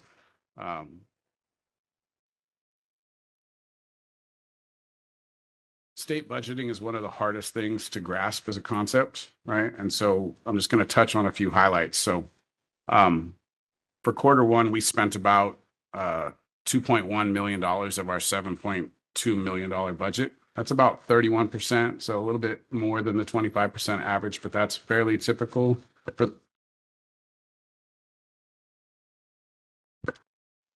a reminder, Susan. Anyway, can you hear me? Okay. A little bit off of 25%, but to be expected when we enter into a new fiscal year, there's some reconciliation that happens from the previous budget year. But at that same time, where we spent 2.1, we collected about 2.25, right? So a difference of in surplus of roughly about 120K. And again, this is on track and expected in relation to numbers for the last 5 years. For the last 5 years, we've had a surplus, which is revenue minus expenditure, ranging from about $143,000 in 2021 to about $650,000 in 24-25. In addition, our expenditures have stayed below budget in all 5 years, indicating and demonstrating our underspending against appropriations. The growing gap between revenue and expenditure in the last few years points to a strengthening financial situation and conservative spending relative to income. I do anticipate the need for additional staffing to support demand in both our licensing and enforcement programs. So our conversations about increasing our statutory caps, again, are very timely and becoming more apparent each fiscal year. The reason I bring this to your attention is when we talk about the governor's budget and how much we have to spend, one of the things that we don't talk about very often is what were the revenues that were being collected during that same period of time. And that's really what supports the fund condition. And so, again, over the last 5 fiscal years, we've lived within our means. We've collected more revenue every year than we've ever spent, and sometimes by a fairly good margin. And so, part of this presentation was more for Sam than probably for anyone else, but just to be as transparent as possible, especially when we're talking about previous sunsets where very conservative model projections said that we would have been insolvent this year, right? And one of the things that we're always discussing is those projections are based on straight line projections for revenue, not anticipated increases in revenue. And this profession is still growing. So we always see an increase in revenues from anywhere from 5 to 7% each year. So we're still doing pretty well, and we're in a pretty good financial situation. Thank you. Any questions or comments from the board? Okay. Go ahead. Talk into your mic. Board that it seems like a 26-27 fiscal year is when we anticipate a bigger drop off. Yeah, I think more than anything, so the fund condition that's presented to you now sees a significant drop in 26, 27, but those estimates are provided to us by the Department of Consumer Affairs. And again, they're based on straight line revenue, but an anticipation in increase in expenditures. And those expenditures are as a result of bargaining contracts for the unions, an increase in retirements, and an increase in healthcare premiums, and then an overall cost of operating costs as well. So while I appreciate the conservative nature of those projections, they're kind of worst case scenario projections. They're never going to say, we expect in that fiscal year that you'll also receive a 7% increase in revenues. They're going to base it on the revenues collected over the last 3 years. Great, thank you. So you're talking about the 8 months in reserve versus the 6.8 for next year. And then if everything stayed the same of 5.4, scary. Yeah, but it's, I know. in reality, it's a little different, yeah. No problem. And the other side of that is that we have control over that as well, right? There's cost saving measures. There's just being fiscally responsible. With the idea of creating revenues, as was proposed during the rulemaking calendar, for a program to pay for itself would take up some of that revenue load also. And so that would help extend that fund condition even more.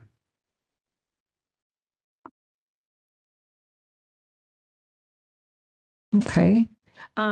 Quick question on the line item cite and fine citations. It jumped quite a bit from last year to this year. Is there information you can share about that? No, not off the top of my head, but I can tell you just anecdotally that we don't issue a lot of citations in volume, but some citations can have significant fines attached to them. And in the past, even for some of those citations, they may not be paid. This year may have just been one of those kind of anomalous years where the citations were paid timely and collected in the same issuance year. Okay. And then between last year and this year, a double and fingerprint report cost. Is that a volume issue or?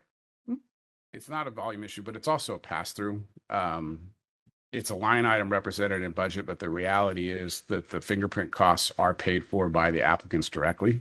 We carry that as kind of a buffer and an allocation in the budget should we're not able to collect enough. We don't have enough applications to suffice the DOJ contract, and we would be able to pay the balance of it from that buffer.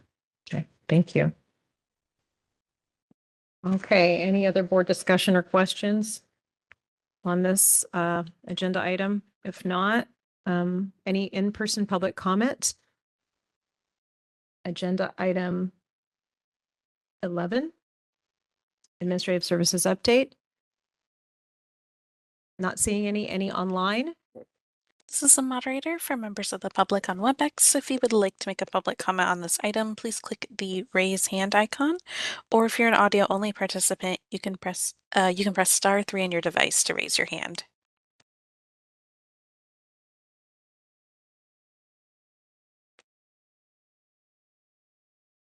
All right, and it appears there are no requests for public comment at this time.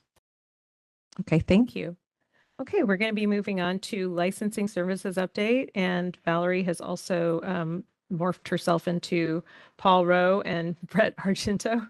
Come on up to represent the licensing services update.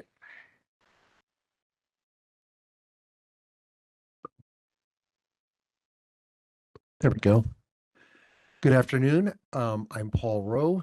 I am the licensing services senior analyst.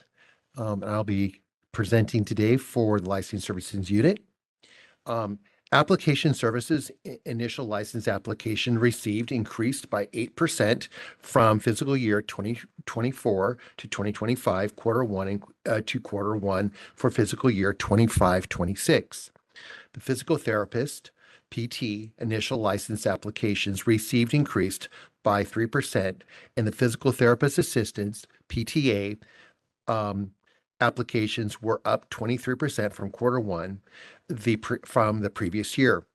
U.S. educated PT applications received increased 2%, while the U.S. educated PTA applications received increased 25% over Q1 for fiscal year 24-25.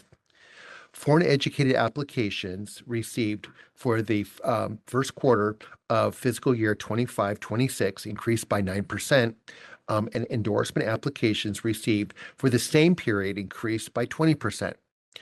Military applications received during Q1 of this fiscal year decreased by 19% compared to Q1 of fiscal year 24-25.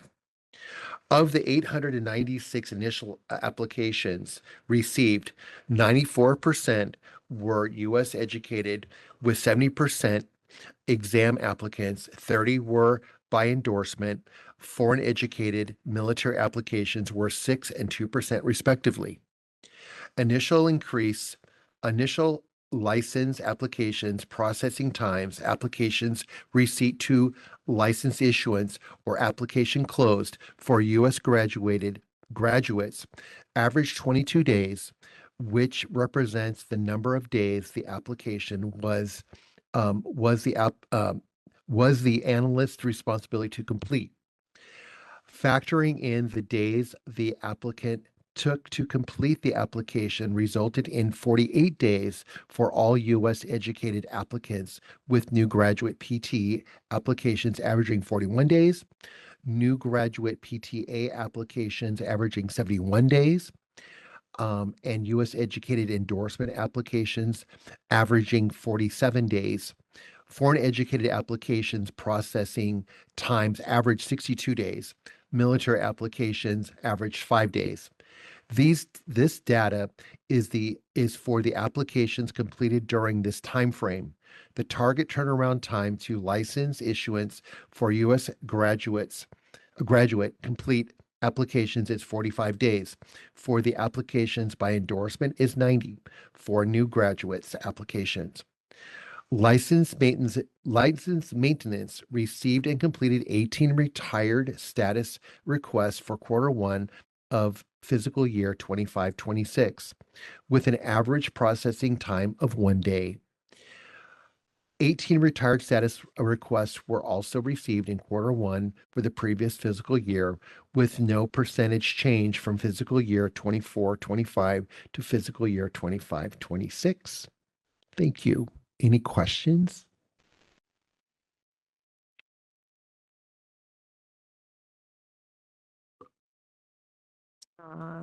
Then on the board, we're okay with that presentation.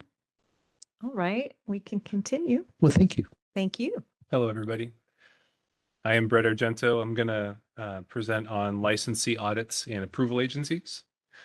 For licensee audits during the first quarter of fiscal year 2025-26, the continuing competency program audited 107 physical therapist licensees, achieving a 91% pass rate. This reflects a slight decrease from the 94% pass rate recorded during the same period in fiscal year 2024-25.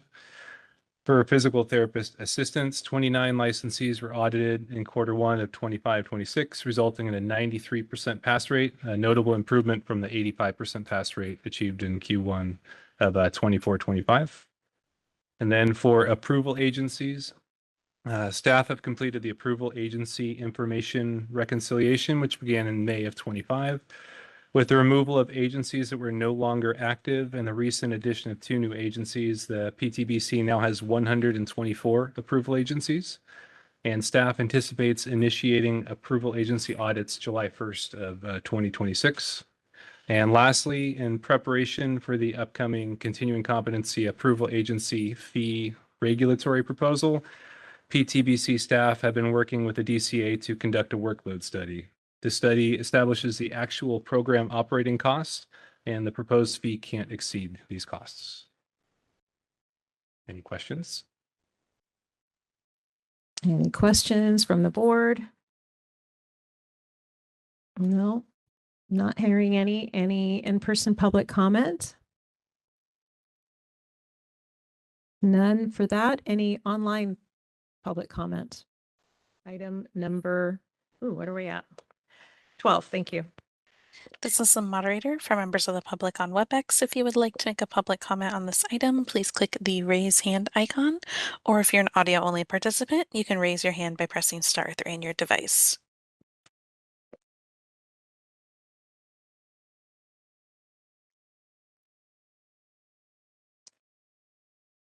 All right, and it appears there are no requests for public comment on WebEx at this time. Okay, thank you. So to the licensing group, I want to say thank you. I know that when the students are done with their exams, you are their best friend. They want, and then they discard you as soon as they finally get their like, but you all are still putting in the work and especially trying to meet your quotas in terms of the timing and just helping so many people get that opportunity to be practicing in California. So thank you to all of you. All right, appreciate it. Thanks. All right, we are moving on to number 13, which is Carol Phelps and her team at Consumer Protection Enforcement.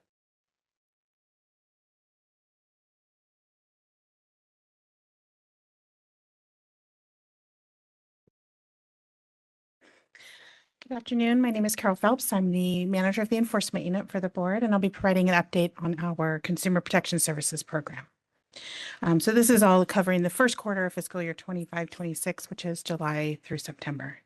In that quarter, the CPS unit continued to take advantage of the SharePoint platform. We've been really relying on our IT tech, Vincent, to assist us with a lot of workflows and reports that really help us with our efficiency. We use SharePoint to track and report disciplinary actions to the National Practitioner Data Bank, which is required. We use it to submit requests for case initiation, expert consultant task orders, and to submit documents to the executive officer for review and approval. All of these requests and reports are now centralized on the CPS unit SharePoint page. It makes it easier for staff and management to see and complete all outstanding requests timely. And as Jason mentioned before, it does help to have it all in one central location to know what we have on our plate. The CPS manager and staff continue to work in Q1 on reviewing annual statistics and updating Breeze case entries and written enforcement procedures to assist the DCA in its efforts to create a streamlined department-wide statistics report. In some cases, our procedures were updated to allow the DCA report to accurately capture data, and in other cases, DCA tailored its report parameters to account for BTBC's unique circumstances. There was a lot of review of individual cases and reports to determine how to get the most accurate data for these reports. So these updated reports and procedures were used to collect and confirm data for the DCA's 24-25 annual report. We continue to hold quarterly meetings with our contacts at Division of Investigation and the Attorney General's office to discuss outstanding issues and to collaborate to ensure effective case and program management. One of the goals of the PTPC's strategic plan is to increase the frequency of expert consultant training, to expand its pool of expert consultants, and increase the consistency in the reports received. In furtherance of this goal, our DAG liaison, John Gatchett, conducted an expert consultant training on September 22nd, 2025, which was held in person at the Loma Linda University in conjunction with the September board meeting. 8 expert consultant applicants attended the training along with 14 current expert consultants. Following the training, CPS staff and management have been in touch with both new and current expert consultants to review the program requirements and to offer specific guidance on report writing expectations. Almost all of these 8 new experts have been onboarded. A couple of them were still working on reports and just kind of timing of their lives and getting this information to us. There's a couple of them outstanding, but almost all of them have been added to our list of available experts to use. Turning to our statistics, Performance Measure 1 shows that the PTPC received and opened a total of 150 cases this quarter, including 110 consumer complaints and 40 reports of arrest or conviction. We have received 5% fewer complaint cases this fiscal quarter compared to the same quarter last fiscal year. Performance Measure 2 measures the average number of days after receipt of a complaint until the PTPC initiates a case and sends an acknowledgement letter to the complainant. This quarter's average is 3 days, which is well under that target of 9 days. Performance measure 3 shows the average case age in days for all cases that did not result in a referral to the Attorney General's office for formal discipline. The average case age was 184 days for this quarter, which is 10% higher compared to this quarter last year. These averages encompass the entire investigative process and are affected by the timelines, workloads, and response times of all involved parties and agencies. Our target for this performance measure is 180 days, so we were just outside of the target for this quarter, although 71% of cases were closed within the target range. Performance measure 4 captures the average case age in days for cases that were referred to the Attorney General's office for formal discipline. 10 cases were finalized at the AG's office this quarter, taking an average of 978 days from receipt of complaint to case closure. This is a significant increase over the average last fiscal year to date and is well above our target of 540 days. However, with the small number of cases that result in discipline and the complexity that can be involved in these cases, a small number of highly complex and/or contested cases can greatly affect this average. In addition, this average reflects the involvement, caseloads, and response times of all involved parties, including enforcement staff, the complainant, licensee, healthcare facilities, DFI, Attorney General's office, and the Office of Administrative Hearing. In summary, for quarter 1, staff has initiated 150 new cases, issued 9 citations, completed 131 desk investigations, referred 7 cases to the Attorney General's office, and closed 10 cases after referral to the AG's office. Additionally, for discipline, we have issued 2 public letters of reprimand. 1 licensee was placed on probation. 2 licensees surrendered their license through disciplinary order, and 2 licensees lost their privilege to practice PT by revocation order. Any questions? Any questions from the board? I just want to say thank you so much for allowing the board members to participate in the expert training. Please tell Mr. Gatchett I did review the video again. I just slowed him down by 50%. It didn't take much, and I could catch a little bit more. But no, we do. He's so knowledgeable. I think he could do it in his sleep, and we appreciate his input. Absolutely. Thank you. If the board doesn't have any other questions, we'll ask for public comment in person. Not hearing any? Okay, we'll go online. This is the moderator for members of the public on WebEx. If you would like to make a public comment on this item, please click the raise hand icon, or if you're an audio only participant, you can raise your hand by pressing *3 on your device.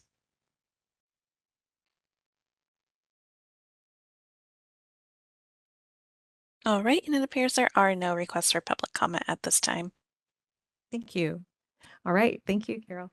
All right, we're moving on to item number 14 on the agenda, probation monitoring services update from Monty Martin. Good afternoon, board members. Is this on? Yeah, okay. My name is Monty Martin. I'm the probation monitoring compliance monitor for the board. And I'm reporting on the first quarter of fiscal year 2025-2026. During the first quarter of 2025-2026, the number of licensees on probation decreased from 61 to 59 people on probation for various causes. Besides the 43 licensees on probation and actively working in the state of California, there were an additional 5 out-of-state licensees who are tolling or not receiving credit toward completion of the probation because they are out of state. Let's see. There were also 11 in-state probationers tolling due to unemployment or underemployment. There were 2 licensees placed on probation in the quarter, including 1 applicant that was issued an initial probationary license, and 2 licensees completed probation in the quarter successfully.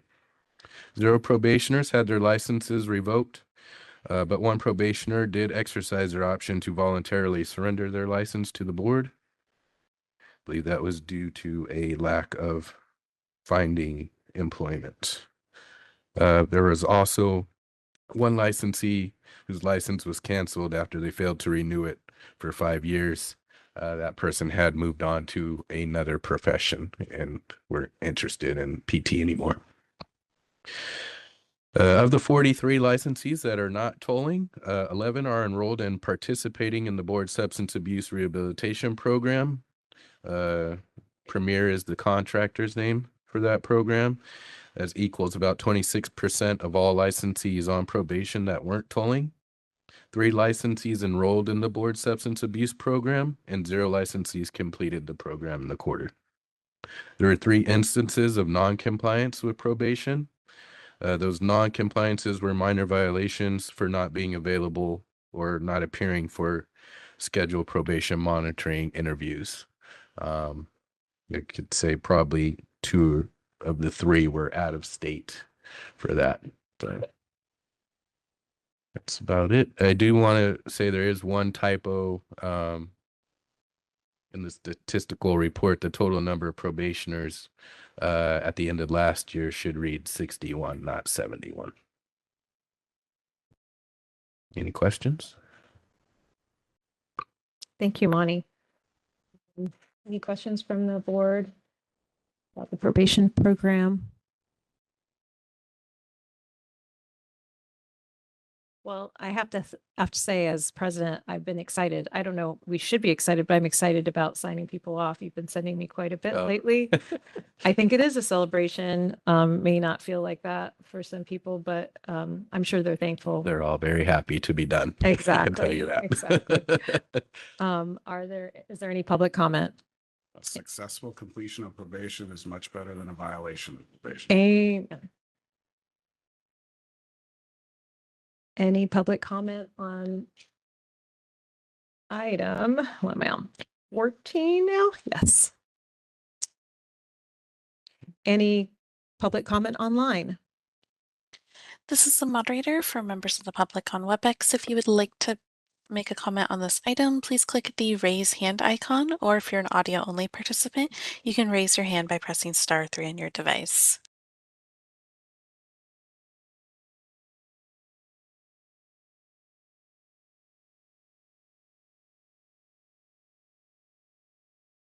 All right, and it appears there are no requests for public comment at this time. Okay, thank you. Thank you. All right, so we're moving on to item number 16, public comment on items not on the agenda.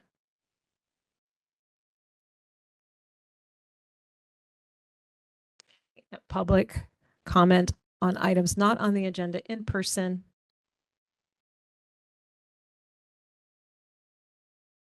Not seeing any, we'll go to online. All right, this is the moderator for members of the public on WebEx. If you would like to make a public comment for items not on the agenda, please click the raise hand icon, or if you're an audio only participant, you can raise your hand by pressing *3 on your device.